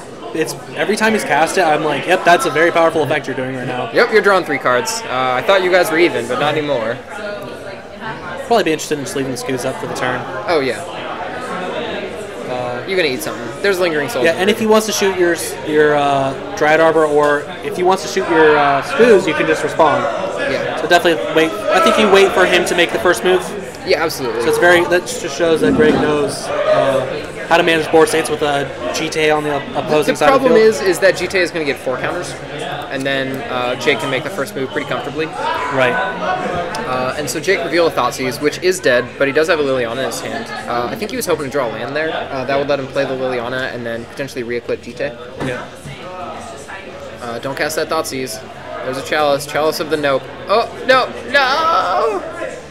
Chalice. No life loss. Oh, no. And Jake's like, oh, I don't get to take the backseat. It's just friggin' dead. And I imagine he's going to play Liliana here. I could also see attacking and resuiting of Jite. I think that's fine too. So I would like him to attack, get the counters, target the Scoos, and then target the Dryad Arbor. Yeah. Downtick Liliana. He needs to reveal the top card of his library for Corsair. Yeah, that's very true. We'll get one of the guys standing around here. We got all sorts of people watching the stream on our end, so we'll just tell one of them to do it. We just had to point at him. He knew what was going on. There we go. It's a Chalice of the Void. So, Chalice of the Void probably going to be on 2 next turn. I imagine if Jake had seen that Chalice of the Void, he might have thought a little bit better about that. Liliana uptick. It's going to discard a Chrome Mox, and Jake's going to discard a Bob. I don't know if I like discarding Bob there. I guess Chalice is probably going to be played on 2. So it looks like Scoo's going to try and eat that Bob. I would like for him to, in response, maybe kill that Scoos. Yeah, I think you want to kill the Scoos now. When you're playing Lingering Souls, you just want to get rid of them. And there's an Abrupt Decay on top of Greg's library, and that's really what he's not shuffling that one away. I don't think he's got a fetch land 2 shuffle, but if he... Oh, he does. Yeah, there. It's right there. It's hanging out right in front. Right front and center. I think if you're going to play Mox Opal, or if you're going to play Affinity, you want Mox Opal, you gain so much velocity with that card, and that deck is all about having velocity. So that Scoos is going to get huge here. He still has that Dryad Arbor, too. Yeah, he's got so many so many creatures in the graveyard to eat with that Scoos. Yeah, I would have liked to see the Jite activations on the Scoos a while ago. Especially when he hit the 4th counter and he only had the 1 land, because he can still kill the Scoos in response to its ability. Yeah. And then he can still kill the Dryad Arbor. And I think I would have liked to downtick. It only required 2 counters too, so you'd be able to save a counter after you kill the. You could downtick the Liliana, and he would have been able to chump block whatever other threat was coming at your Liliana, and then you have a Lingering Souls that you're going to play and then eventually flash back, and then you have a Jitte, and you're so far ahead. Yeah, absolutely. You know, Greg would have no field. Greg's not attacking your Liliana with 4 threats now. And you're not really in a position to just eat or use the tokens as optimally as possible, because Greg can always respond. Yeah, and I feel like Chalice of the Void is probably going to be played on 3 here to stop the Lingering Souls, but I guess now it doesn't matter because Skoos can just eat them. Yep. Looks like Jake's going to block. It looks like he's going to block the Scavenging Ooze. Oh man, I feel like Jake could have been taking advantage of this Jitte a little bit more aggressively this game, but chose not to. And it might be coming down to punish him. He's gonna -3 on the Skoos and eat the Deathrite. Eat Deathrite, so it's gonna go to 4. Oh, so is there no more creatures in any graveyards? Is that what's going on here? I guess that's what it looks like. Okay, alright. I feel like that could have been done with 2 counters instead of 4. Okay, so he's playing another Courser. Makes sense. Courser's pretty hard to deal with for this board for Jake. Yeah. It's a big threat. We got Skull Clan, or Jitte on token. Bolt's the draw. Can't play that. Hopefully he doesn't run another spell into that Chalice of the Void. That'd be pretty awkward if he did. I think you just get in and then flashback Lingering Souls, or did Lingering Souls get eaten from his graveyard already, so he has to cast one in his hand? Interesting. I would have liked to just see the Bolt hit the bin. Yeah, I like pitching Bolt here. You can't cast that card. It's possible Jake forgot about Chalice of the Void Maybe he again. wants to flashback and equip one of the untapped tokens. Oh, yeah, okay, I like that line a little bit more. That makes sense. I would have just held one of those tokens back, attack with the one with the counters. Oh, and he then, didn't re-equip. Interesting. So, I guess I'm confused. yeah, but this is going to punish him. And there's another Painful Truth on top of Greg's library, so if he gets access to that, he's going to be... because he does know about the Abrupt Decay. Yeah, Abrupt Decay is going to deal with the Jitte. I don't think Jake can win this game anymore. I feel like it kind of slipped through his grasp a little bit ago. I think it was definitely the point when he had the first 4 counters and didn't kill the Skoos plus the Dryad Arbor. Yeah, in response to the Skoos activation, I 100% agree.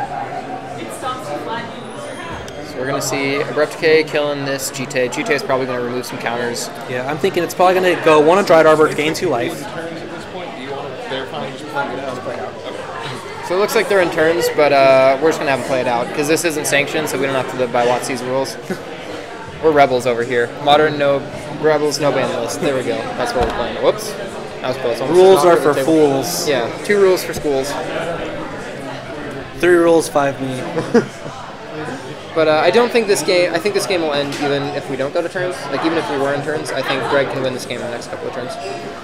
There might be some choice top decks that Jake could have here that are really coming back. I'm trying to think of what they are, and I can't really think of any. Looks like we're going to downtick Liliana here, though. See, we could have downticked earlier. Still had our Lily, had plenty of blockers, a clearer board. Absolutely. 14 life is quite a bit for Greg to work with. He's also about to draw the truth, Yeah. the most painful of truths. Yeah. 2 true for me. 3 true, 5 me.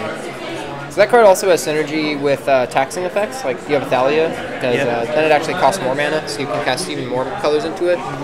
4 mana, draw 4. So And with Deathrite, he can get 4 colors. And if he's playing Thalia, then he already has white in his deck. So.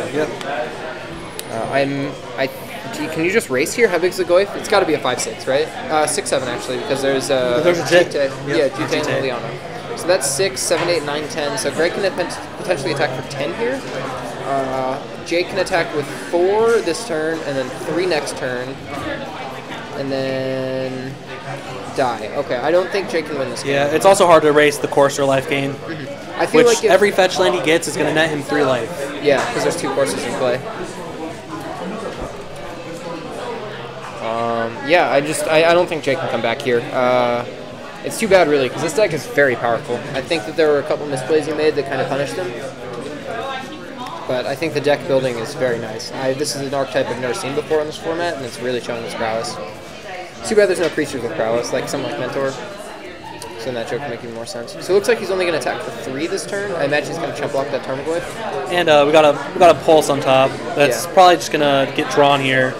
Oh yeah, with Truth? Of course. 2 true for me. 2. And there's a Thragtusk as well. This is not good for Jake. This Pulse is just going to close the game out, I think. Gonna go to 10. He can crack both. Go to 12. And he's got two basics here, so he can get Tango lands, but he needs a Black Source, so it's probably going to get a Swamp with the other one. I get a Tango land and a Swamp here. I don't think there's any reason to take any damage. But it looks like Greg disagrees with me and wants to shock himself for value. Uh-oh, I don't know what just happened right there. But we're going to cast the Pulse. Yeah, the Thragtusk that he's revealed off of Courser. Just waiting for Jake to cut his deck. He's going to attack in for about 1 million. just more things to deal with your Lingering Souls tokens.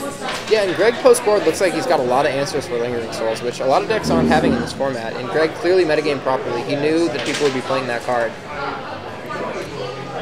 Draw for Jake, it's a Path to Exile. That's not going to work with this Chalice in play. It's also very good against the Young Pyromancer strategy that a lot of the Delver decks seem to crutch against. Absolutely, and so that's going to be game for us.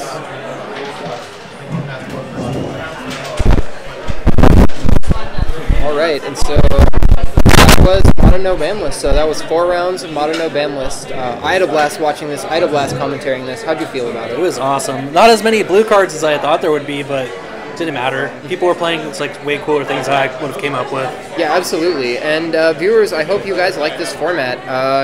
Keep spamming about it. I really want to get this format big. I'm sure you guys do too. And now that we have some VODs showing exactly how to play this format and some decks in it, I hope that generates a little bit more excitement and hype for the format. Yeah, it'd be cool if people started brewing other decks, and maybe if some of our players started adapting those lists and seeing how those would work. We always want more minds. Absolutely. Into the game. And I know that Randy Bueller right now is setting up for the next season of Gauntlet of Greatness, and it's Modern No Ban List, and he's asking people to submit in deck lists. And if your deck list gets chosen, I think he's giving you a box of Modern Masters 1 or something like that. That's a pretty sweet. Yeah, that is. I'll have to send him some of my lists. Yeah, I've already sent in a couple of mine, but I'm really excited about this format. I hope that the Gauntlet of Greatness really puts it on the map, because I feel like this format is fun and it's not solved yet, which is what I'm looking for in a format. Also, if you guys are in the Seattle area and you could ever make it to one of these events, please do. They're so much fun. It's if you go into the rooms and see all the smiling faces in there, everyone's having a blast. Absolutely. No one's losing to the same stuff like Splinter Twin and Affinity and Burn. Losing to way more cooler decks like Jund and Bug. All right.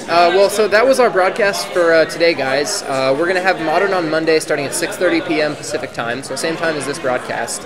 And Legacy? Legacy. Yeah, sorry, what did I say? Modern. Modern, yeah, not Modern. It's Legacy, so it's real old man's format. But until then, guys, thanks for tuning in, and we'll see you next time.